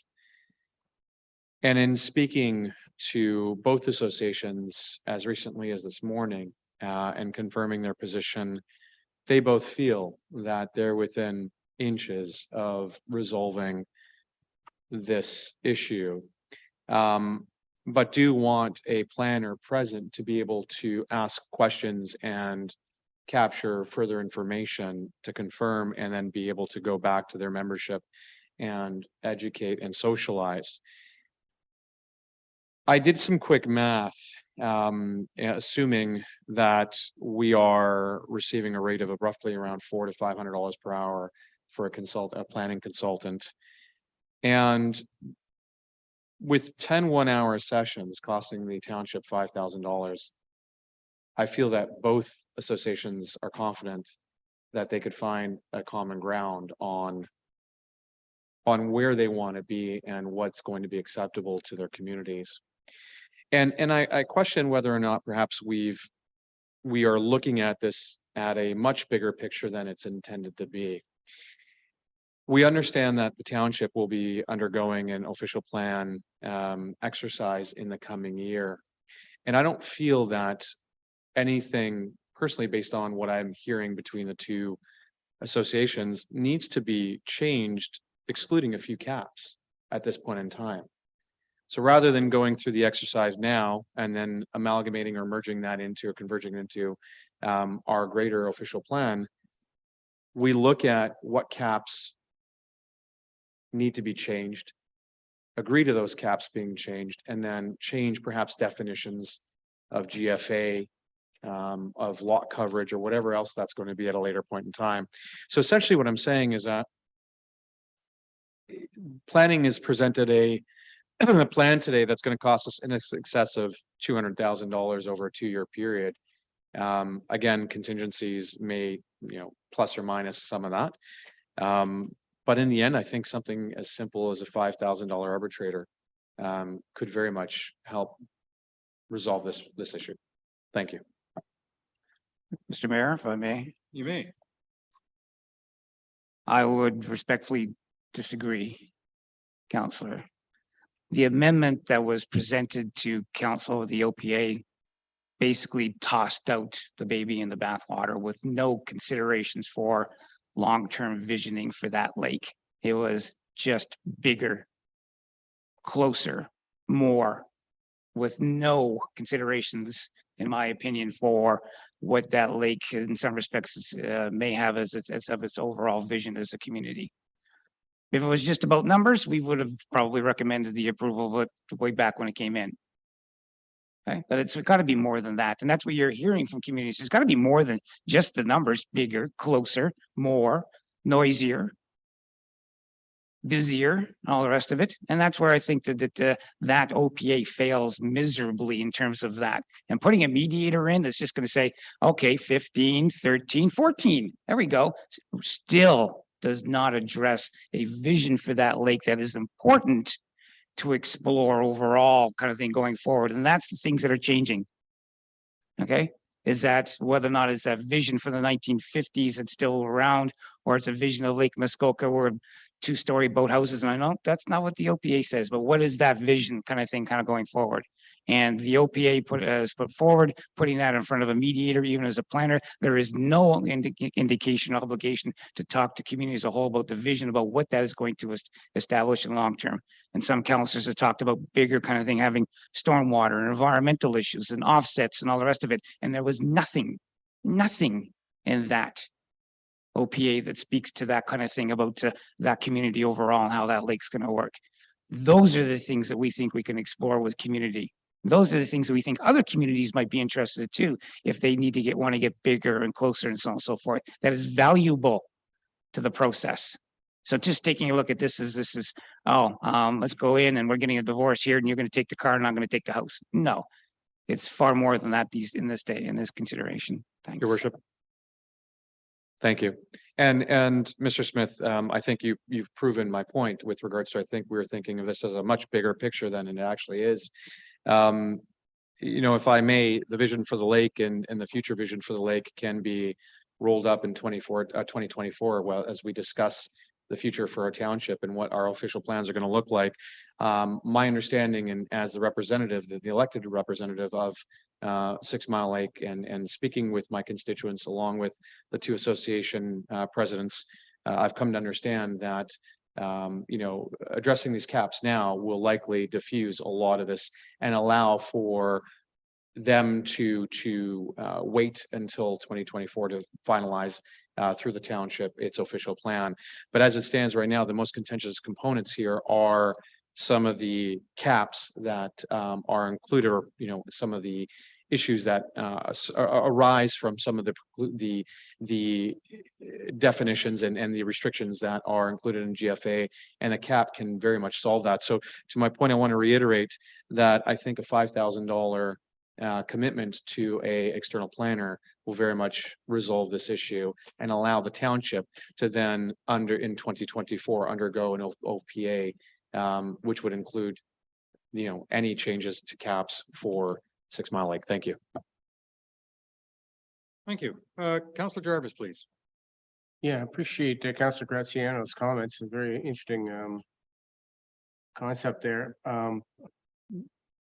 First, I want to note to both Mr. Smith and Mr. Crackey my appreciation for the amount of work that's already gone into this. The report provided at our last meeting from Mr. Crackey was very extensive and a heck of a read, to say the least. And so I really, really appreciate that work that's gone into it. My question is, I've got 2. Jeff, when you you and David sat down with the two associations on this recently. That's where this has come from, correct? Sorry, I have just gotten a message. I hope I'm coming through. Yes. Okay. The answer is yes. There was a meeting on June 26th, and in attendance was Harold for the 6 Mile Lake Cottagers Association, Stefan for the Ratepayers Alliance, Greg, David, and myself. Thank you. Appreciate that. Okay.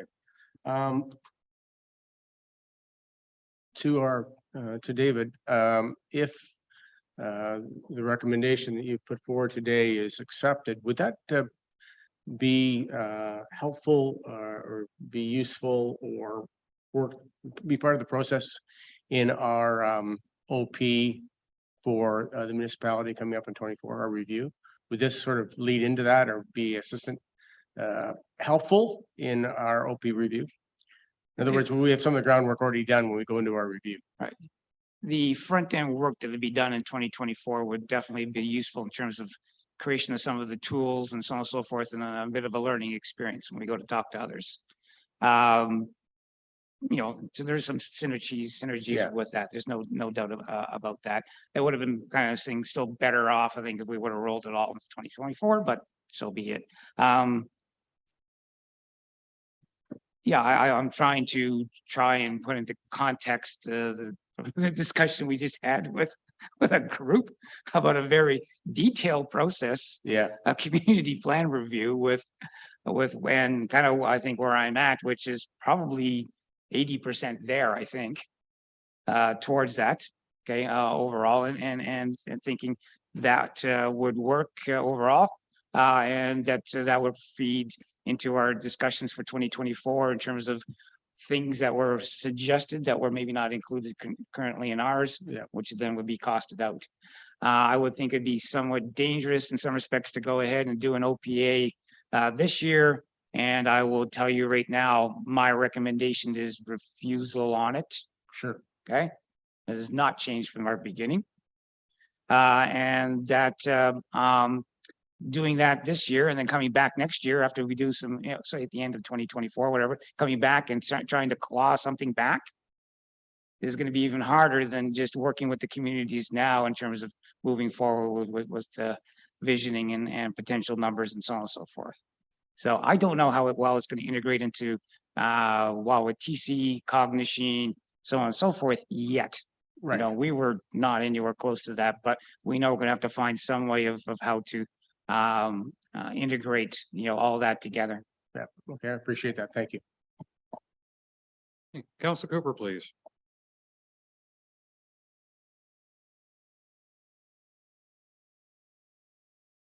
You're muted, sir. Sorry, I turned my hand off, but forgot the mic. There we go. Thank you, gentlemen, for your report.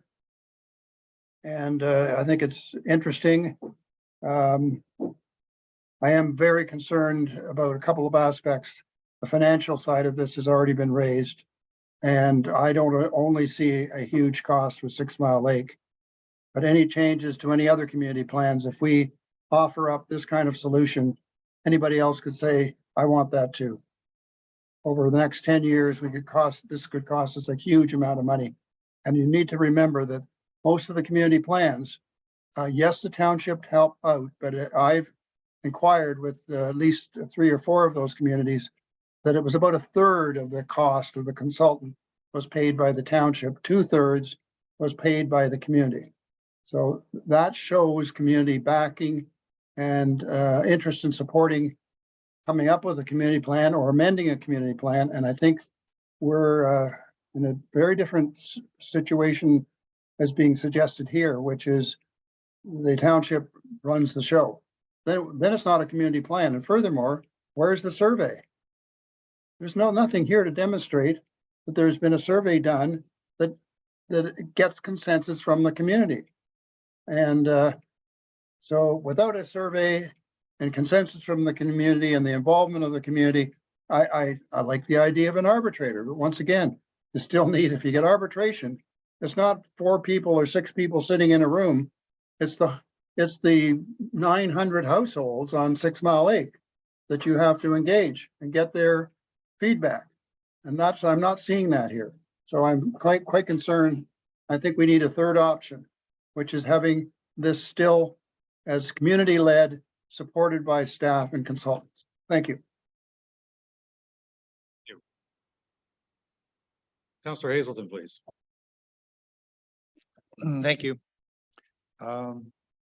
So lots of ideas floating around here. I like the idea of mediation. It perhaps might get the community to a point where they have what we'll call leadership consensus. I think that though needs to be backed up by the community. So survey comes back into mind. One of the things though that I'm most concerned about, and I think our planner hit the nail on the head here, if you change some of the GFA type items, limits, and then you have a visioning exercise and you decide, well, wait a minute, that wasn't really a good idea. How do we roll these back? That's a big problem. We also need to remember, and we had a presentation yesterday from the Muskoka Watershed Council, who have this model about lakes, inland lakes in the District of Muskoka, what lakes are at risk of overdevelopment. 6 Mile Lake is a moderately sensitive water body. The 6 Mile Lake Cedar Nook Bay is already over threshold. And the other two main areas, Lost Channel and Main Lake, are both in the sensitive water body. If you make changes to GFA and other things, what you're really saying is, I'm going to increase the density of development on the lake. And what this lake capacity model is all about is trying to help guide the planning departments and the townships in understanding when a lake is reaching capacity or has reached capacity, and therefore additional concerns and constraints need to be considered. So I think the problem that we are facing here is not a simple problem. As I say, I do like the idea of consensus. I think the idea of consensus and surveys may take us to a point of better understanding, but I think doing all that in the absence of understanding what the environmental impact is of this increased density will potentially put 6 Mile Lake into a state that nobody wants to go back there in 20 years, because it's been overdeveloped so much that the enjoyment that people enjoy today may not be able to be enjoyed 15, 20 years from now. And I say that specifically with firsthand knowledge of the water quality in Honey Harbor 30 years ago was pristine like it is in Cognachine. It is not that way today. And we are overdeveloped in Honey Harbor. And I fear that this desire to go to reduced limits, reduced constraints may lead to the same outcome. Anyways, thanks much. Thank you. Councillor Wojcik, we're not going to you yet. You've already spoken in this round. I think we're facing a bit of a dilemma. I mean, and what I mean by that, council was presented with a proposal, an application from the Ratepayers Alliance this past month with regards to removing GFAs. So that's what's open at this point. That's what we as council get to decide on by next. I mean, so it so happens August 15th next month is when our planning council is meeting. And, the one option we have is to vote on that matter next month. And then, if we accept it, I would imagine that somebody on the lake will appeal it. And if we vote it down, I imagine somebody on the lake will appeal it. So we have to make our decision on that. If the proposal in front of us is for $177,000. And if I hear our planning department correctly, this is not a official plan review for a community plan that encompasses 6 Mile Lake. This is simply looking at the challenge of gross floor area as a measurement and whether it should be removed or adjusted. You know, if I listen to Councillor Graziano, he's suggesting they're within inches. An inch is far less than a single gross foot in area. And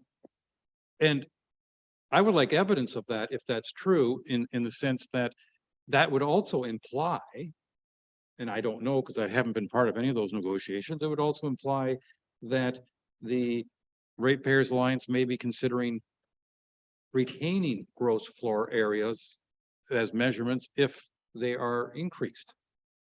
And we don't know that at this point. We don't know if the Ratepayers Alliance said, well, if you take every gross floor area measurement that we have in the current official plan and zoning bylaw and add 50%, and I'm just making up a number, we will withdraw our application. We don't know that. I find myself personally hesitant to approve this proposal because I found myself hesitant to spend $177,000 to respond to an application for 6 Mile Lake, because I don't see it having value for the other communities. I don't see it having much value for our official plan review. Because if I understand our planning department correctly, even if we spent all this money, even if we come up with some sort of proposal that comes in front of council to respond to the application that the Ratepayers Alliance have made, we still haven't done an official plan review. We've reviewed, and I'm seeing this puzzled look on your face, Mr. Smith, so I'm going to want your response. I'm just thinking that this is a heck of a lot of money to spend on a application versus an official plan review. And, you know, and if this is an official plan review, is the implication that given that we have half a dozen community plans plus areas of our township not within the community plan, that we're going to be spending $1.5 million to get our official plan review done? Mr. Smith? Mr. Mayor, when you take a look at the community plans, the heart of those community plans are two things: somewhat of some kind of vision, and number two, in order to achieve that vision, is this whole building thing. Those community plans are basically GFA concepts with environment tied to it and so on and so forth. So when you say, you know, we're actually not going to get we may not get a 5-year review out of this by doing just these portions, but when you take a look at the heart of the community plans, it is the GFA, which is why of all the things that were brought forward for an OPA, it was the GFA. It wasn't fish habitat, it wasn't environment, wasn't natural heritage, it was GFA, which speaks to the heart of almost all of those plans overall. So when I would say that, yes, you are right. It's not all of the 5-year review, but for the community plans, it's probably the beating heart of them. So you get that done and you do that with the other communities, you are dealing with the heart of all of those, okay? I think what we're asking you to do, and I've used these words with Jeff, is that we would like you to drink the Kool-Aid, and the Kool-Aid is this. We don't necessarily have a problem with GFA getting bigger or revising the definition, but get something back for it. Get more trees, get more landscaping, get a bigger setback in certain circumstances. Just don't give them everything with nothing in return for the environment and nothing in return for the lake. And that's what the OPA does. Bigger, closer, and so on and so forth, with nothing in terms of the offset for that. And that's where we like to explore those kind of things, is what can we do to offset bigger, which is an environmental impact, loss of trees, loss of habitat, so on and so forth, within that, with people. But all they want in some respects is, no. Doing landscaping and trees and all the rest of it, that's money I don't see. I want that money in the kitchen. I want that money in the bathroom. I want that money in an extra bedroom. I want that in more square footage and a bigger deck. But what we're saying is no, for the vision for the lake, from what we've seen in some respects, is something possibly different, which is keep, enhancing the natural environment as we get bigger and offsetting those things in places. And we don't have that unless we are able to put that in front of the community at the moment, is to investigate those kind of things. You want an extra 20%? What are you giving me in return? Nothing? That's what it is at the moment. Allow us to explore that with the community and say, yeah, for 20%, they should be giving something back to this community in return. Okay, and that's across all the communities in many respects. Okay, and on some properties, it may not be possible to do something right there, but let us explore that with communities in terms of moving forward with bigger GFAs, bigger buildings, more hard surface, et cetera, with almost all of them. And this is the first case of that. So my subsequent question to you, this $177,000 investment, presuming it results in a report that you make to council that planning staff is proud of. I don't know what'll be in it. Okay, that you think that you're willing to recommend. Can I soften it to that? Would those recommendations be applicable to the entire township or just to 6 Mile Lake? Considering where we are for the timeline on things, I think we begin to inform each other. So we have a process, first of all, about how to work with community. And Councillor Cooper, I'm sorry, I'm going to include him in a section here. I'm a little confused because we're told in some respects the community is the end all and be all with surveys and all the rest of it, and that takes money. I think your point is that that should be funded by the community and not by the township. Obviously, as a planning staff person, I would say, no, I think that is the obligation of the township to fund its money overall. But I do think the work that we do informs the other ones. We will begin to learn from it. We be able to go to, possibly, if they're interested, a community plan for Gloucester Pool kind of thing. And you mentioned it's not one of the ones we're not, or one of the others kind of going, they got 20% natural heritage improvements from their GFA. What about that for our community plan? Or whatever it happens to be. Now, we don't know what they're going to be look at. And that's where I think we have the ability to inform some of the other ones kind of going forward. But as I said before, I do think the heart of the community plans is the building side of things, and that's the GFA.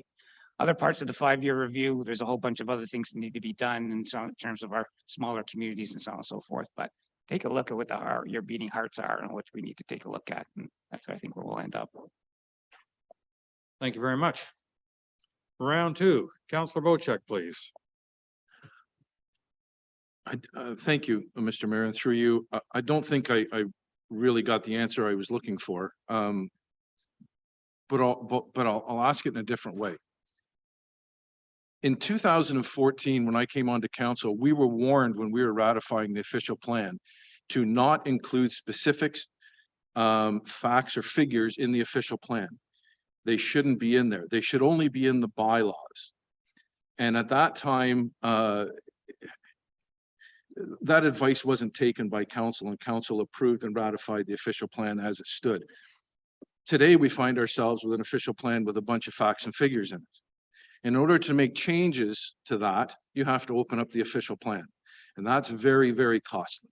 And it affects the whole township, not the community, because you're changing the official plan. And we were warned, make the official plan an overarching document that everybody in the township will follow, and then the community plans would be in the bylaws. And in essence, if you needed to change something in the community plan, it would be changed in the bylaws, which would be very inexpensive. I think I asked at the time to our CAO, Lori Kennard, what would it cost to change a figure in a bylaw? And she said, roughly $2,200, but we would have to have a public meeting as well. Well, that's a long cry away from $177,000. And I'm not going to put my constituents in a place where they're paying for something they're not involved in any way.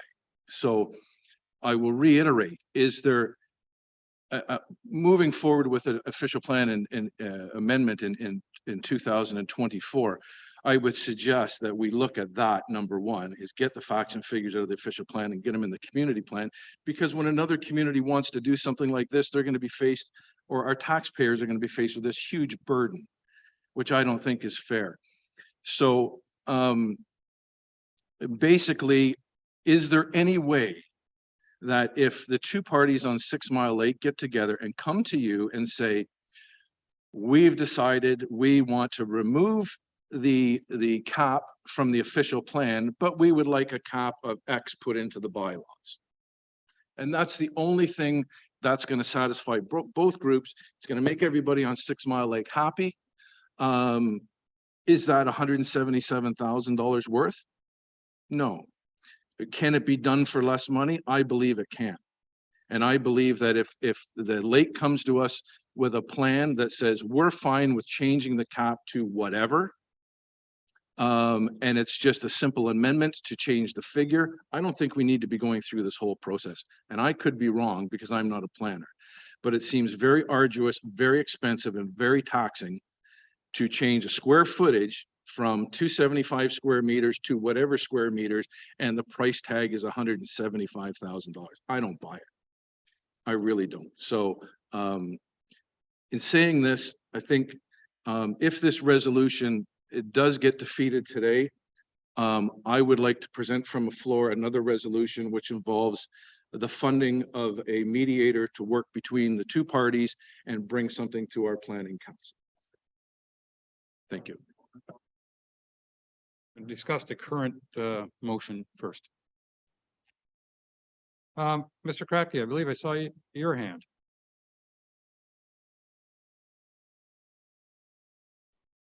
Sorry, I just need to unmute myself. Through you, your worship, I will try and endeavor to better answer Councillor Bocek's questions because they are incredibly important and I'm hoping to do them justice. There are quite a few of them. I'm going to try and go in the order that he started. I think, unfortunately, in 2013, during the last comprehensive review of the official plan, there may have been short service paid to 6 Mile Lake compared to the other communities, simply because the 6 Mile Lake plan at that point was established. And I'm not sure that the survey, which is used by planners to understand the context, I'm not sure the survey recognized that although there might have been approximately a 2/3, 1/3 split, and we can argue the interpretation till the end of the day, but although there may have been an approximate split in the community, I don't think the survey captured the strength or the level of commitment to the two somewhat opposing visions for the lake. And I think that the context failed to recognize that there needed to be a more fulsome discussion in the last comprehensive official plan review regarding 6 Mile Lake. And so after the official plan review, the official plan and the zoning bylaw and the zoning bylaw review and the zoning bylaw were adopted and approved. And right after that, this continued concern was expressed by the community. And of course, I reviewed the history of that concern in my report to you on June 6th at the public meeting. So I won't get into that at this point. In terms of the actual plan, there are weaknesses in the plan. The plan has a definition of gross floor area, which says, see the zoning bylaw.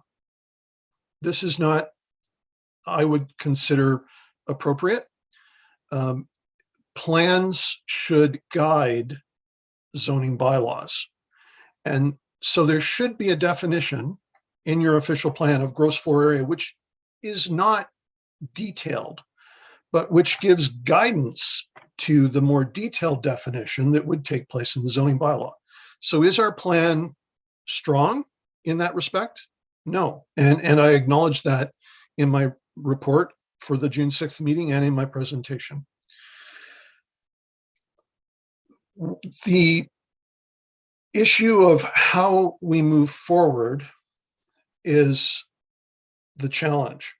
And the Ratepayers Alliance has been frustrated over almost a decade with not feeling heard by previous comprehensive reviews, and then subsequently not feeling heard during an interim control bylaw and subsequent township-led attempt to update the 6 Mile Lake official plan. David and I very much would like to resolve this issue. So it's not that we don't want to negotiate, mediate on behalf of the township and make sure that anything is brought to the public in the long term. And we tried to do that per your resolution from the June 6th council meeting. And we invited the two associations, and we were quite happy to meet with them sooner. They were unavailable, as were we, on a few days, but the first date that was available was June 26th. But we did share documents with each other prior to that meeting. I must say that in the case of the two associations, they're already talking about a zoning bylaw amendment, which we haven't yet received, as opposed to an official plan amendment. And we are still seized, rightly so, with the importance of the official plan. Lastly, Councillor Bochek, I guess what's really important about the proposed budget in front of you is that it is, the bulk of it, $120,000, is a contingency. It is not David's goal or my goal to spend it. If we can do the work without negatively impacting other development applications coming in from elsewhere within the township, we certainly will, without hiring any consultants to review those development applications. However, we simply know that one cannot adequately plan in advance for the workload the planning department might face. I hope, Mr. Chair, that that answers the question. Thank you very much. I am now going to go to Councillor Cooper, please.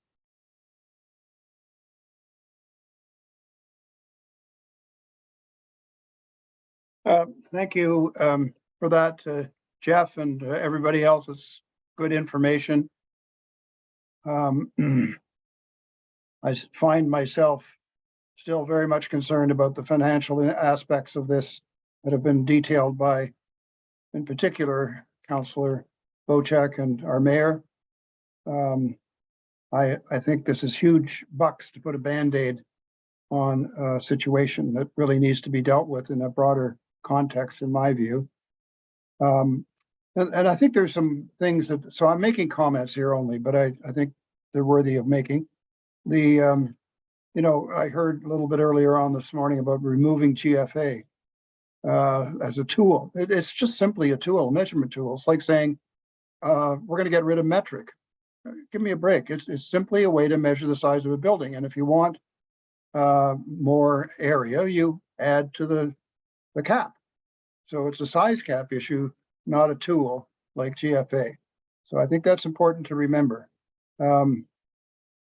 I guess the other thing that I would like to suggest is that I don't know, based on any recent surveys, that we really understand where the community is at all.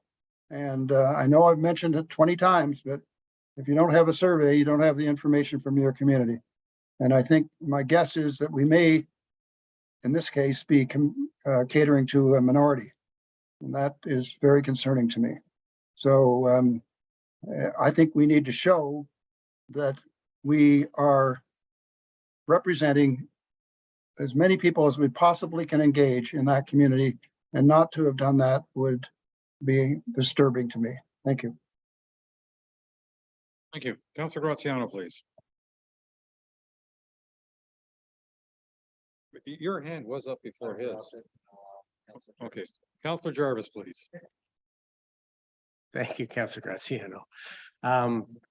We can discuss later whether my hand went up first or not. Let's find out what the technology involved in that is. I'm going to make the comment that we have, as council and as a municipality, just gone out of our way to work very hard to restaff our planning department with qualified and talented people that do, from what I've seen so far, an excellent job. We have been advised today that those people have sat down with both of the relevant associations on that lake and seem to have a consensus from that group on how things are to proceed. I really appreciate that. And I think that's really important facet of what we're discussing here today and needs to be seriously considered in that context. Cost, we keep looking at the bottom line on dollars and cents. We are very conscious of that. We just got through the budgeting process and I understand the concerns. But again, I think the cost can be ameliorated by the fact that contingencies don't necessarily have to be used. The reason we have staffed up our planning department is so that we don't go to consultants for planning advice, because we've got people in-house that can do the job for us. So why do we need to go outside of our planning department for anything such as this? I'm very happy with the report. I think it takes into consideration the right concerns of the people involved, and I think it will help us it'll inform us going down the road with our OP. Those are my comments. Thank you. Thank you. Councilor Graziano, please. Thank you, Worship, and through you. If I may ask a question, and of course, I'll provide my comments after the question. Mr. Kratky, you had identified earlier that you had a meeting with both associations, and it's great to see that the township has, endeavored to include both associations in the discussion. I wonder, during your conversation or meeting with the two associations, did you provide details pertaining to today's recommendation? And did you ask either one of those two associations whether they wanted this? Through you, Mr. Chair, yes, we did provide not only details regarding our thoughts at the time of where we were hoping to go, but we did share with them a preliminary policy concepts and options document that explored many opportunities for changes to the official plan. And what was their response when you provided this information to them? Did they welcome it and say, let's proceed, or what was their response?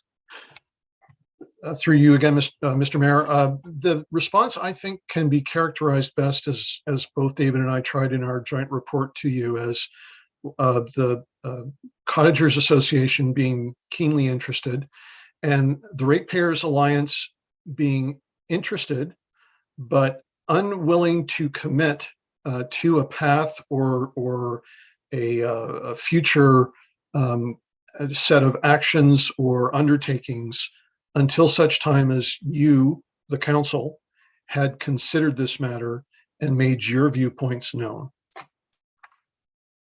And I appreciate your response. Thank you very much. Again, based on my conversations with both association heads, they don't feel the timeline here really aligns to the expectations. Rather, they wish to resolve this sooner. I just want to make a couple of comments with regards to some of the previous comments that were made here. Specifically, what do we get back? I believe was a comment made today. And I wasn't aware that our planning department takes a quid pro quo approach to planning. And I wonder whether or not we ask that question in every application or zoning bylaw amendment, because it would be an interesting question to ask if we are going to apply that question consistently. I want to remind everyone that, again, as I stated earlier, I think that this is much bigger, or we've made it much bigger than the issue really truly is. The costs, and again, I understand contingencies are astronomical here. But at the end of the day, I'm confident that an arbitrator could resolve this issue, followed by, once the issue has been resolved, perhaps a survey distributed amongst the community to confirm that the rest of the community agrees with the two association leaders and what has netted out of that conversation. I can't see $168,000 being required to solve this problem. I do want to address something very quickly. There was some concerns with regards to density and capacity of our lake, and going from 2,960 square feet to 3,500 square feet, which would net out to be maybe a larger, living room or perhaps a larger kitchen, may not go beyond the lake's capacity. We're not including additional subdivisions or condominiums on the lake. Rather, we are just going forward with a very small adjustment here. And lastly, there was some questions around having evidence of the Ratepayers Alliance and perhaps their interest in this. I can say that based on my conversations with the Ratepayers Alliance, they would likely agree, and I'm not going to speak for them, but from my understanding of my conversations, they would likely agree to arbitration and without the threat of taking this to the OLT. Again, I'll defer to them. They can send an email to the mayor after the fact if in the event that that would help resolve some concerns. Councillor Bocek has brought forward a motion to the floor. I was also going to recommend a motion. So with that, if I may build on his motion from the floor, I'd be seeking a resolution to set aside $5,000 for a planning arbitrator, and that staff proceed to sole source contract a planner to assist in the arbitration. I reviewed our procurement policy and would likely cite the fact that where there is the goods or services required are in short supply, we can argue that planners are not necessarily readily available, and it could be expeditious of us if we went sole source rather than RFP. However, I'm happy to also undergo an RFP if in the event that council so wills it. So that's my addition to Councillor Bocek's resolution. Thank you. Thank you. Councillor Predko, please. Thank you, and through you, your worship. I'm looking at the report that was provided to council as part of the agenda, and the hours and costs associated with planning staff and with third-party planning consultant. So I think the budget and the project estimated that about 364 hours of township planner 2 time would be allocated to this project, and the contingency fund allocates 364 hours to an external consultant at a cost of $160 an hour. I guess the question is for the director of planning, is not questioning how much time the planner is going to spend on this project. I think that is probably necessary over the duration of what's been described and defined. I'm just questioning the contingency fund, because I think if we look at the project without the contingency fund, it's $26,000 a year, which may be more palatable to the council here today. But right now, the budget for $58,000 is assuming that every hour that the planner is working on this project, they have to be replaced with a consultant. I just want to get your sense of likelihood of that. I realize this is a contingency and it's a rather generous contingency, but where do you think this would actually land in the workload that's coming in the next 6 months? So our priority is development applications, which is why the contingency is there, is in order to make sure that we do not fall behind again with our staff processing in a timely manner. An hour for hour replacement is obviously the simplest from an accounting perspective, right? As opposed to saying, well, maybe 80% or 20%, right? So from an accounting perspective and a time perspective, it was simply obviously the simplest to do rather than guessing. It's like, which is what we're trying to do here now, right? Mm-hmm. We remain busy. We have 14 applications for just committee of adjustment on this Friday. We have 18 scheduled for August. Okay, I don't know what they continue to come in the door. Some people believe that we may see a slowdown because of economic changes and interest rates, et cetera, but it's the crystal ball is extremely ugly to do that. So the best from an accounting perspective was to just offset it. Would we use it all? And at 160, that's your $1 million question, right? And what you asked, and right. So you want to say, well, if we were to cut the contingency back to X, obviously eliminating it all together was not going to be necessary. It would make bad sense for me to come back to you and say, we're falling behind on applications because we wouldn't have allocated staffing to a project, right? Because it was only $20,000. You go, well, it's a good value. Okay, without being honest here, right? And that's where that's coming from. This is our honesty to you in terms of where we may end up being. I can't answer your question, Counselor. I'm sorry. No, I didn't think you really could, but I think it's that somewhere between $0 and $60,000 is what we're talking about, and that's a lot of money. And yet I think, your approach is sound. But if I could add to that, I know it's tough to talk about next year in a 5-year review, and I'm totally confused, to tell you the truth. I heard the presentation this morning that seems to suggest that a 5-year review is not a 5-year review. They're community reviews, and actually it's going to be the community. Each of them are going to pay for themselves. I'm thinking, okay, that's interesting. When you see the work plan for that, I'm not quite sure how that kind of go forward, where some have more money than others or not at all, which means they don't get anything done at all. So moving forward with dollar figures and then how we craft this for your consideration for the next year, and I know that's not exactly what we're talking about here, is confusing as all heck. Some are saying that surveys are needed, required, even on mediators. Now we need to go back and survey 900 people, because that's part of what the presentation was this morning, right? And still end up with not a consensus because we didn't come up with a consensus because we said 65 or 51%, and you still have people against.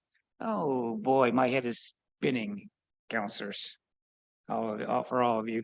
So I know that there was maybe an add-on to this discussion, but here we know we control things in-house. We part of the process with yourselves in the community. We know how it's funded. We know we're going to have outcomes. The other ones are a bunch of question marks, which are impossible for me to figure out at the moment, considering some of the discussion this morning.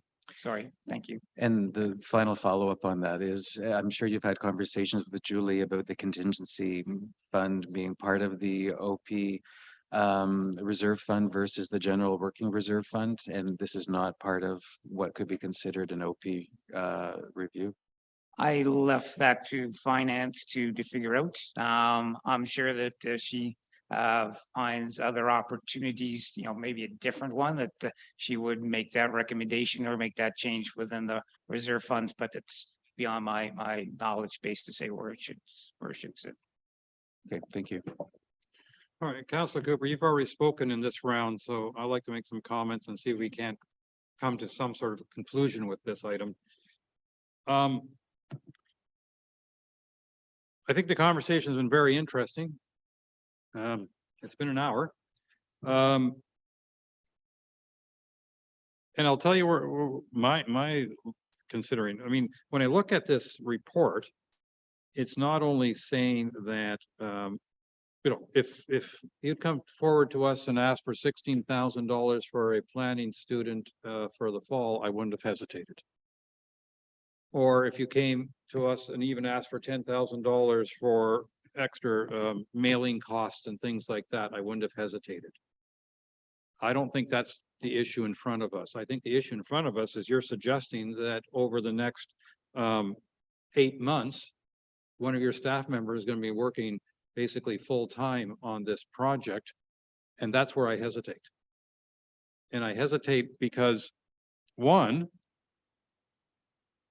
it sounds like conversations are still going on 6 Mile Lake to see whether or not a compromise, a resolution, a solution, whatever words you want to use, might be reached. And so I find myself, that the motion that was prepared for us, I won't be able to vote in favor. Because I think it's going down a road that we may not have to go down yet. And hopefully not. I'd much rather the money that you're proposing here is spent on official plan review for the entire community. And if you were going to devote a planner to spend the next 8 months working hard on the official plan for the entire community, makes perfect sense to me, actually. I think we're due. But to have that planner spend 8 months on one issue in one community, and I think you're right, you know, GFA is the issue. And in response to what I heard earlier, we've often seen applications where somebody's asking for more, but giving something back in return. You know, relocating a potential addition to save some trees, or back in the day before the province frowned upon it, agreeing to a site plan agreement that said we're replanting here, and we're going to improve over there in exchange for being allowed to add those extra bedroom or two, or whatever. So I mean, I think you're absolutely right on that one. That seems fair. So I find myself at this point, and I'm not asking questions as much as saying, I think, as much as I think it's a very reasonable proposal, I'm not prepared personally to approve it at this point, because I don't believe that the negotiations with the Ratepayers Alliance and the College Association have entirely broken off yet. I do recognize that we have a deadline of next month to respond to the Ratepayers Alliance application, in which they want to, and well, I'm not going to revisit all the details of it, but you know, they made an application last month. We deferred it, or referred it. I forgot which term we used. Sorry. And so anyway, that's my comment on this. Council, at this point, I would like to call the vote on this matter. And I would like to then, if depending upon how that vote goes, we may or may not entertain another motion from the floor. But I'm going to ask each councillor in turn to give me 1 or 2 sentences, nothing more. And yes, Councillor Cooper, you'll be able to lead it off on, do I call a vote to find out whether it carries or defeated, or does anybody have any appetite for a referral or deferral on this to basically postpone it going forward? So, Councillor Cooper. Thank you, Mayor, and I kind of concur with a lot of your comments, actually. I can't support this as it stands. Having said that, I could support another resolution. I think there was one portion of it left off where both Council Wojcik and Graziano had a resolution, but Council Graziano left out the last little piece, which was after you've arbitrated and you've got some sort of figure that there would be a survey. So if there's a friendly amendment that would allow for that to be in a resolution, I'd be fully in support of doing that and see if we can get some traction through those communities. That's my view. Thank you. Councillor Graziano. Thank you, Worship, and through you, I'm requesting a registered vote on this particular matter. Thank you.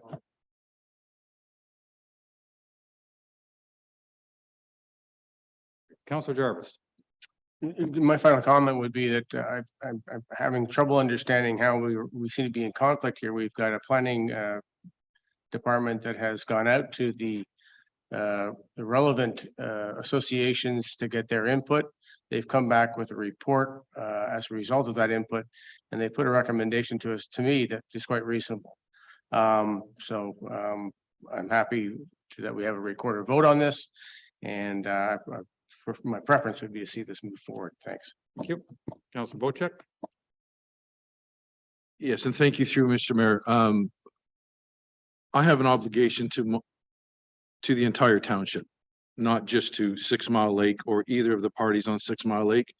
When I took office, it was basically to represent the whole township, not one part of it. So personally, I'm not going to support this. I would like to introduce a resolution after the fact. But the premise of everything here, and I hope council and staff and everybody gets the gist of this. This community is trying to bring themselves back together. They don't want to stay divided anymore. I've talked to both sides at length, and there is an answer here somewhere. And they just haven't been able to get to it thus far. But negotiations and talks have increased over the past month or two. And I truly believe that there's an opportunity here for the lake themselves to bring themselves together as a community. And yes, there's going to be concessions, and yes, there's going to be some hard feelings. There's been surveys done on this lake, and I read them. And I get the feeling that we don't need to be spending this kind of money. I think in a very short time before next month, I'm hopeful that before next month, the two groups get together with a mediator or someone and bring something concrete to our planning department so that they can move forward with an amendment and it's not going to cost us what was suggested today. Thank you. Thank you. Councilor Predko. Thank you, your worship, and through you. I mean, my concern is that we haven't mitigated the risk of an OLT appeal through this report. And if the sides are close together, what I would prefer to see is a referral of this report to go back to staff for more analysis on the contingency fund, and at the same time look at something that would be more immediate to resolve the issue in terms of mediation or arbitration. But I don't really want to throw away this report. I think it has a lot of merit. But I think we have to look at the contingency fund and our immediate solutions that might be at hand.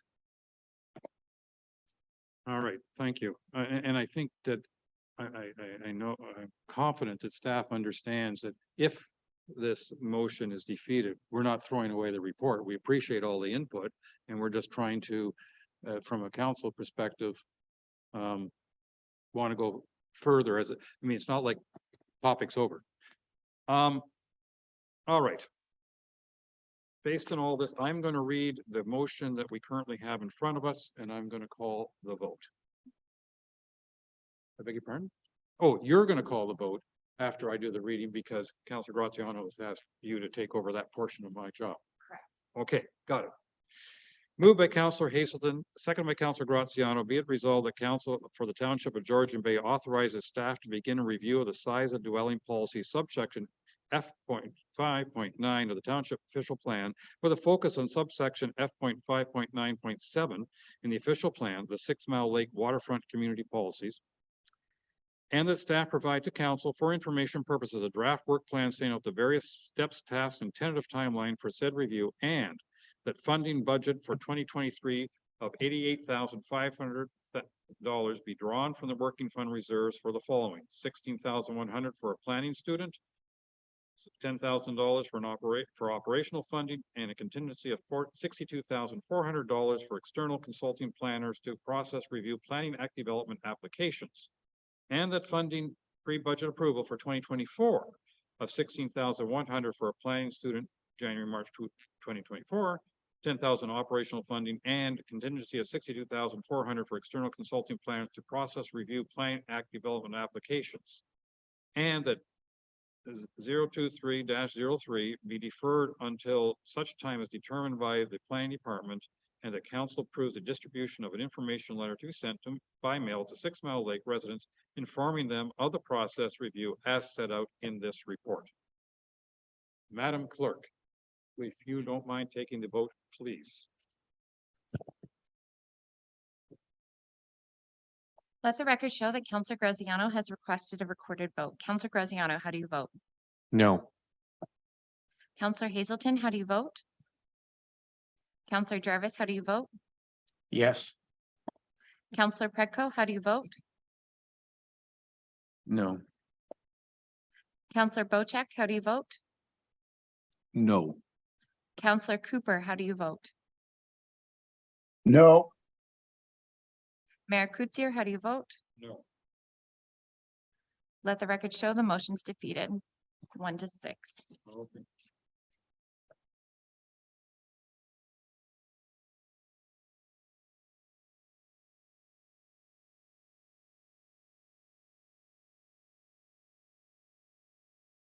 Based on conversation that I've heard and direct conversation from Councilors Bocheck and Graziano, I'm going to read a draft motion.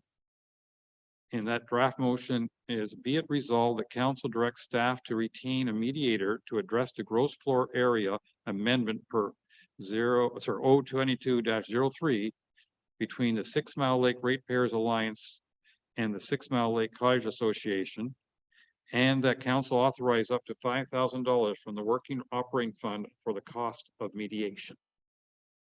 Councilor Bocheck, that was your motion?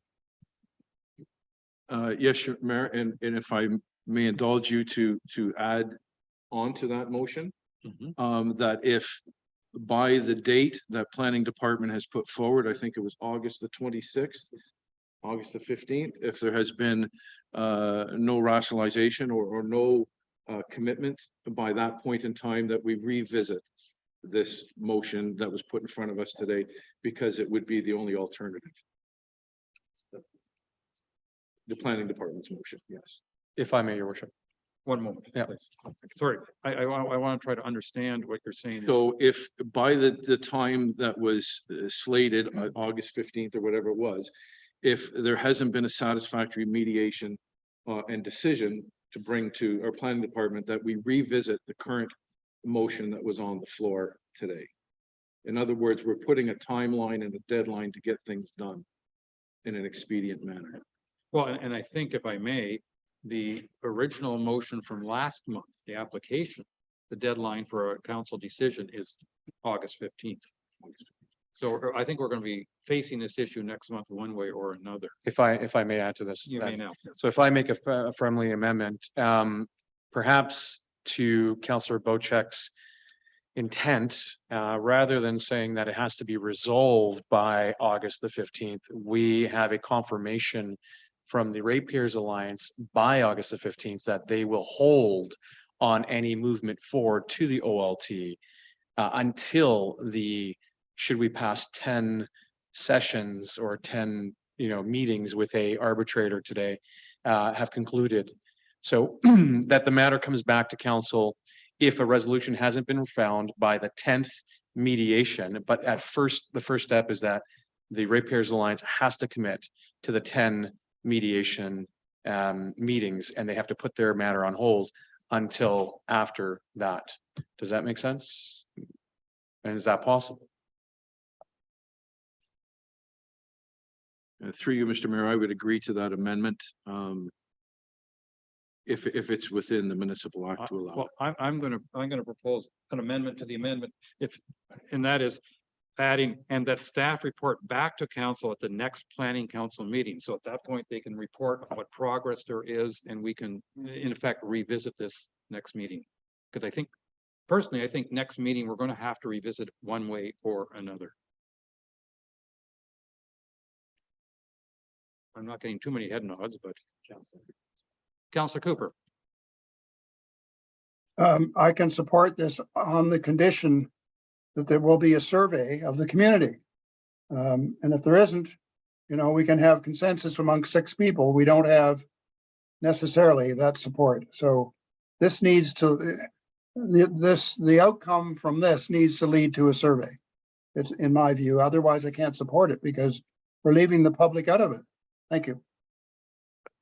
I'm personally hesitant to agree to adding that condition as a condition, because there was a survey done a few years ago. And I think that it may be that what comes back to council will be a request for another survey, but personally, I'm hesitant to put that condition on immediately. Could we not give advice to staff or direction to staff that a survey could be conducted? And by the way, I've read that survey extensively and compared it to other surveys. There are some serious problems. And that's why we have what we have here. Thank you. All right.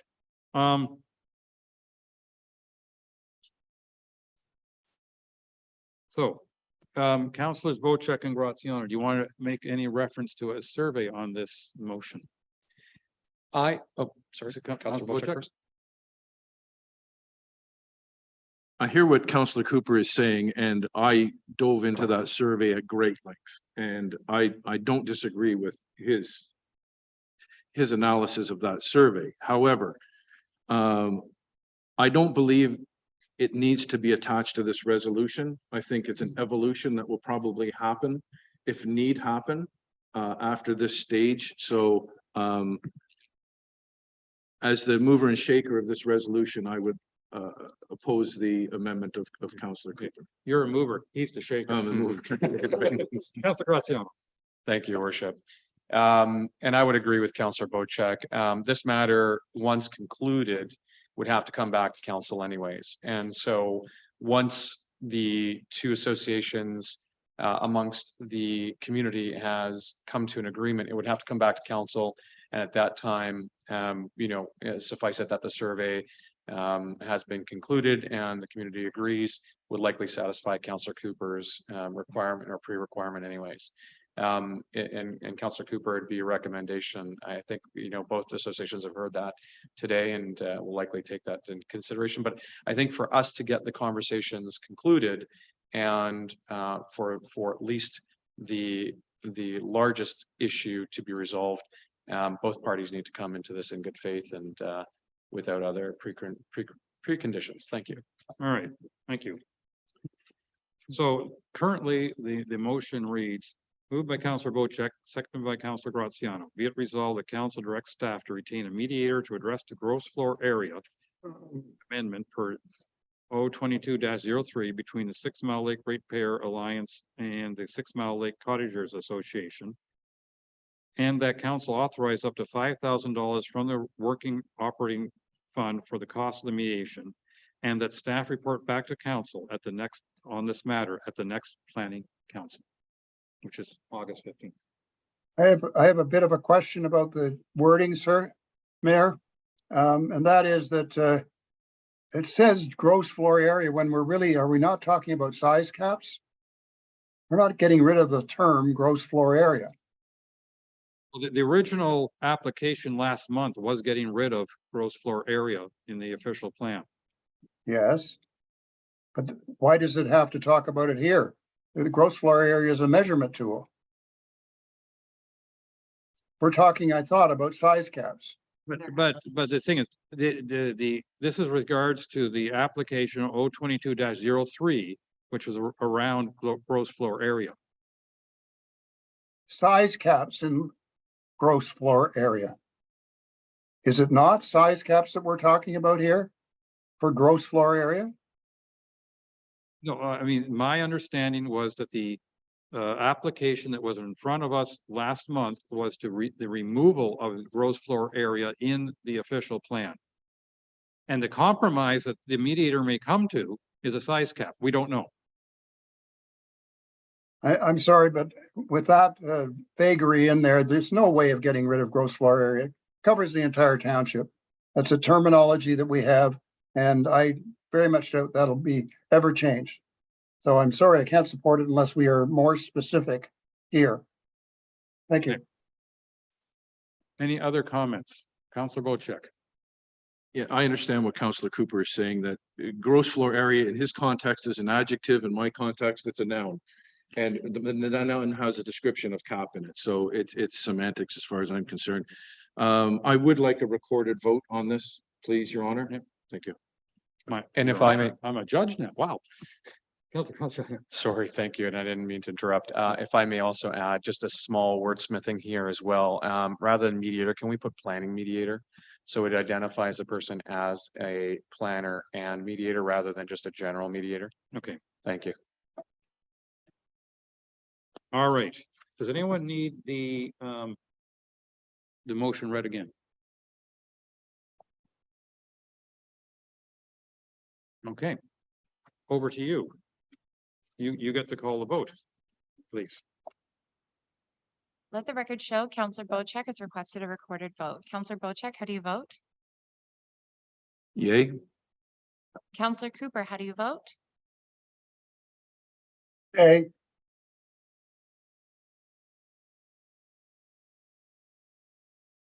Can you please clarify your vote, sir? nay, Thank you. Counselor Graziano, how do you vote? Yay. Counselor Hazelton, how do you vote? Yes. Counselor Jarvis, how do you vote? Yes. Counselor Predko, how do you vote? Yes. Mayor Kutsier, how do you vote? Yes. Let the record show the motion's carried 6-1.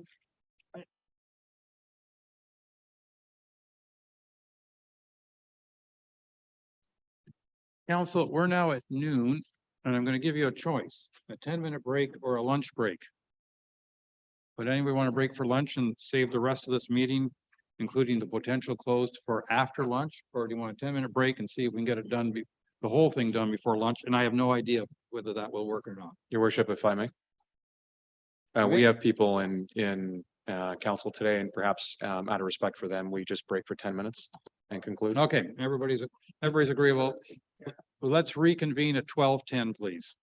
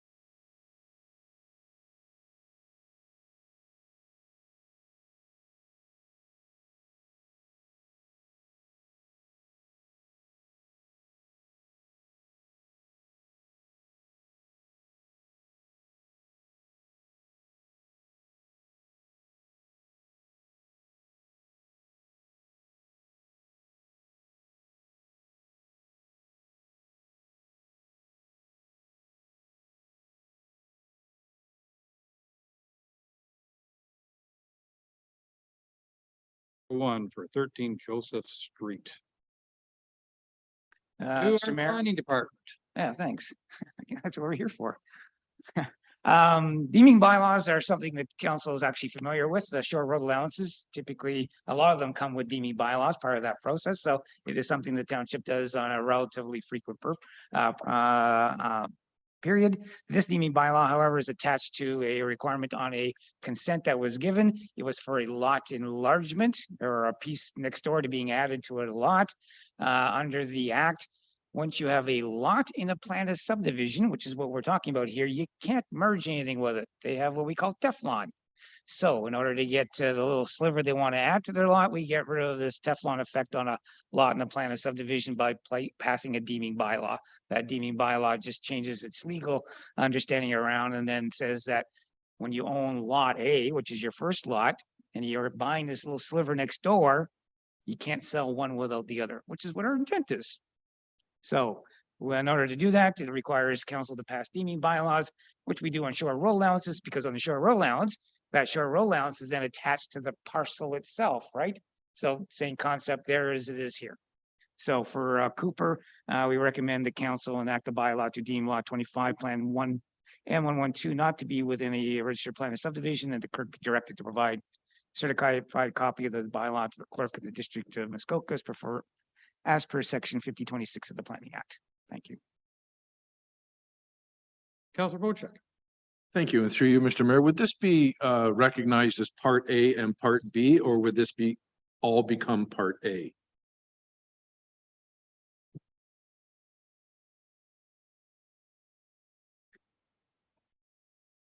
Sorry.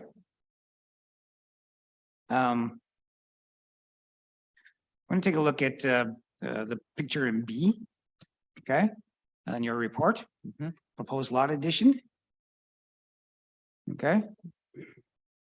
Are you there, Counselor? Yeah, I am. Yep. Okay, so the part that's in blue, you have a blue part, is the part that's the lot addition, and the part in yellow is the lands that are being added to.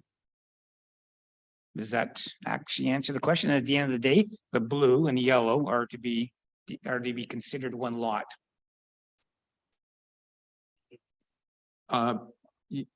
Correct. I understand that. But in the future, if I was to go to GeoHub, would this show up as one part with the concession lot and the concession lot, or two different parts, or would it be one part? So GeoHub shows us impact data. Yes. With an underlying, it gets confusing, with an underlying parcel. So let's understand real estate law or legal law for parcels in Ontario is that lot 24 and 112 never goes away legally. It's always going to be there.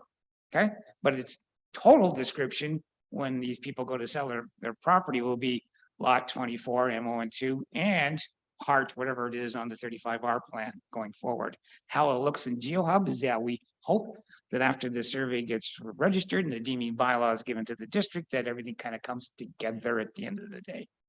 Great answer. Thank you. Yep. Any other questions or comments?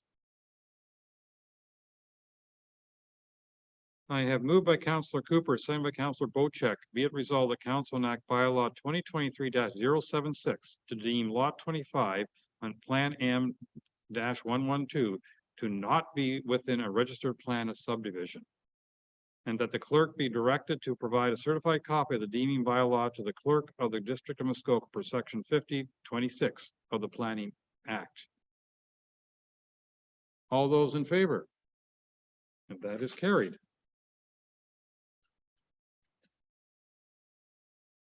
And we have another similar application. Thank you, Mr. Mayor, for the Tuzi property. Here on screen and in your package again is a picture B. Tuzi's is a deeming bylaw also. Okay, so the concepts are the same. It's just a little more complicated in what it ends up at the end of the day, but that was something that went before the Committee of Adjustment to take a look at in terms of final lotting arrangement. So basically, picture B is what it's going to look like at the end, and picture A is kind of what we have today. You can see that big triangle part in the bottom is being modified. The short story is that picture A is actually 3 lots on a plan of subdivision. It's not unusual in this township to see a lot of lakefront lots created in a plan of subdivision. These ones here are only lake access at the moment. Through all the lot addition stuff kind of going on, the Tuzis and are going to gain access onto Toby's Road. And that's what the Committee of Adjustment approved through the consents in order to get all the parcels moving from this triangle here to here in the B, lot 1, 2, and 3 requires us to do lot additions in the deeming bylaw. I can go into a lot more detail if you like, but this is where Committee of Adjustment ended at the end of the day. And the condition requires the lot addition that take place, or sorry, the deeming bylaw take place. Thank you very much. Council, any questions or concerns? Councilor Jarvis. Get my hand up on the screen. My only concern, I understand what's going on here, but if you look at the two diagrams, the lines don't seem to line up, if I could put it that way. Are the lines defining the properties in B, are they following Toby's Road? Is that why they aren't sort of shown in A? It's a good question. So A, you can see that the line from MPAC Yeah, didn't go to the lake, whereas in actuality, they are supposed to. So when you go to the B1, you can see that the line is pulled down to the lake, first of all. it's Okay, only lake contour, yeah, but what about the other contour above? right. So after that, everything, sorry, it all matches up.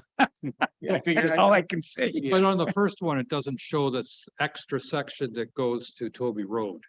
Right, Right, so this Yeah. map here up on screen, that where I'm looking at here, Yeah. there's actually 3 lots here, okay? Right, Rather got than 2, there's actually a third one. MPAC doesn't show the third one. That's because MPAC shows taxes, not legal lots. right, So there's 3 lots here. As you can see, the property doesn't front onto Toby's Road at all here, correct? right. Only has lake frontage. So when you go down to the B picture, which I have up on the screen here, we're going to rearrange 3 of those Tuzi lots, and they're all going to end up with lot frontage onto Toby's Road, which Toby's is Road. kind of tough to see at the top. It is kind of written, oops, there in terms of scale wise. Okay, I think I better understand it now. Okay, Yeah, so if I can. Weren't you there's in on the screen attendance here. at that Committee of Adjustment? I had the same problem there too. Shown there. Okay, Councilor Cooper, please.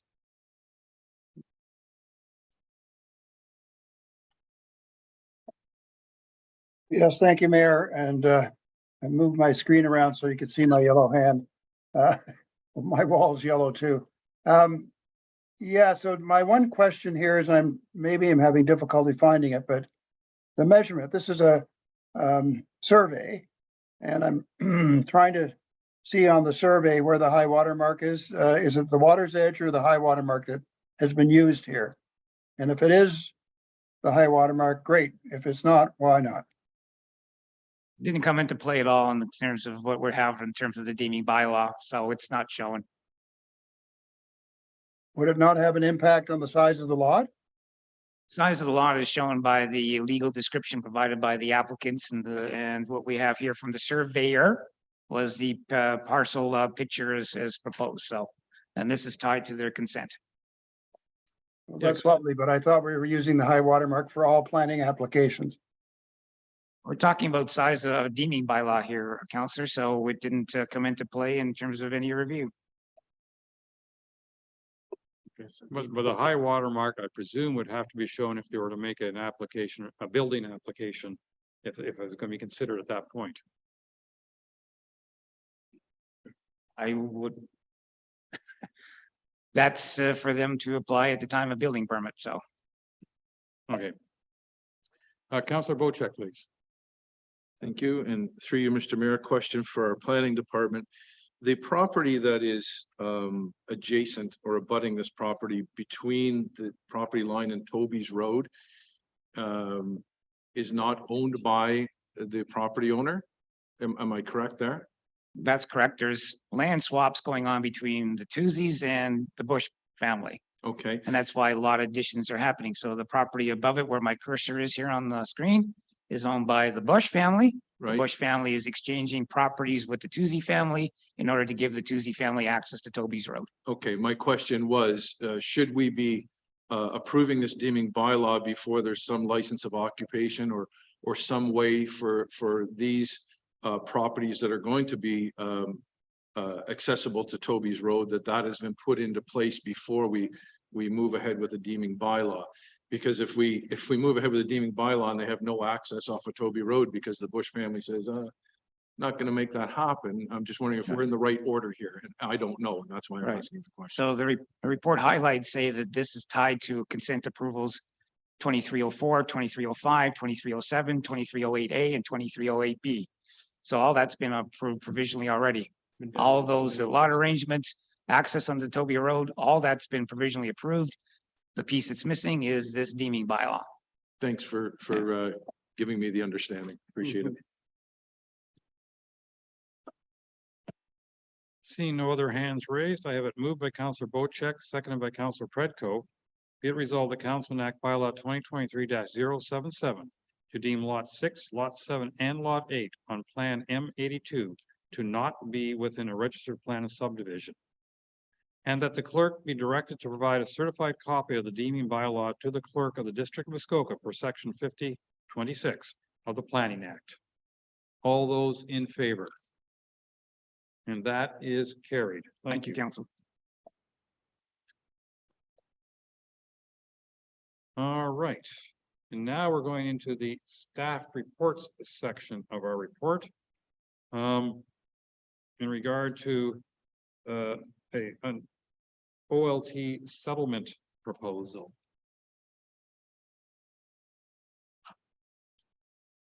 And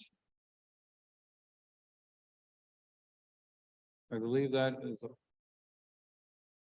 Are you, Mr. Smith, speaking to that matter? Yes, sir. Then please go ahead. The subject, we're talking about, like I said, OLT appeal to the tribunal by North Pacific of Township Bylaw 2023-019. Subject lands were rezoned by the Township Council February 14th of this year. The amendment, as I mentioned, was appealed by the property owners, North Pacific.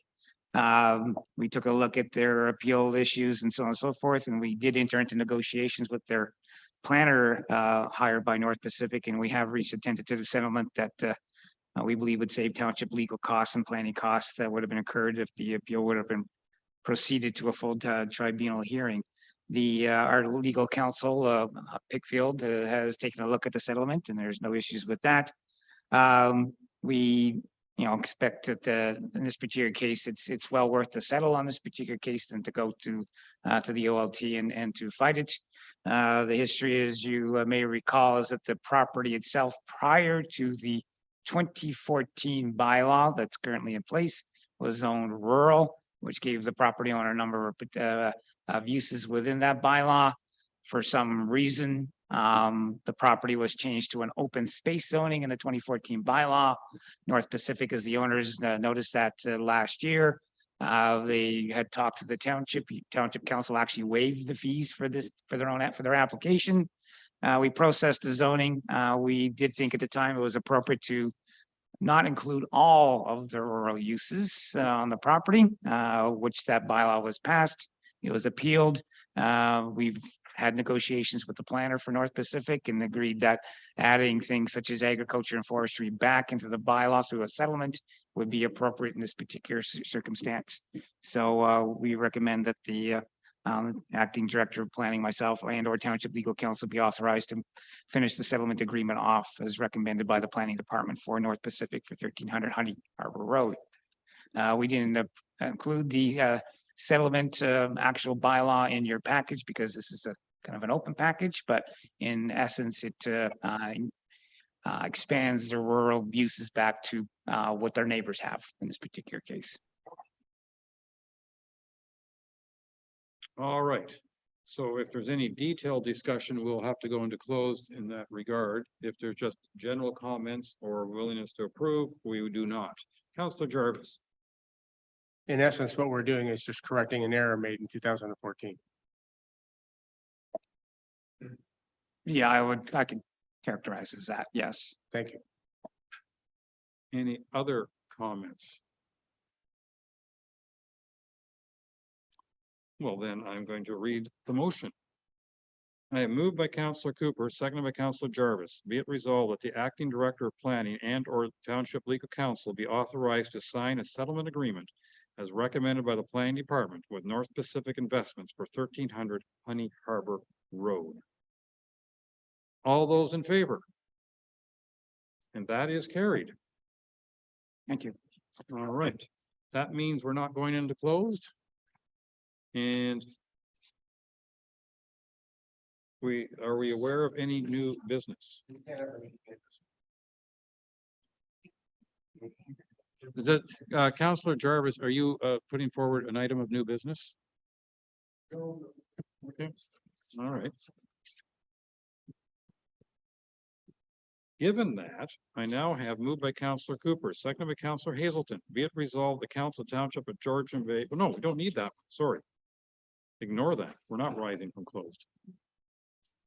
Be it resolved that moved by Councillor Graziano, seconded by Councillor Hazelton. Be it resolved, the Planning Council adopt bylaw 2023-078 to confirm the proceedings of the July 11th, 2023 council meeting. All those in favor? And that is carried. Moved by Councillor Bocheck, seconded by Councillor Cooper. Be it resolved, the Planning Council is now adjourned at 12:29 p.m. until August 15th, 2023 at 9 a.m. or at the call of the chair. All those in favor? And we are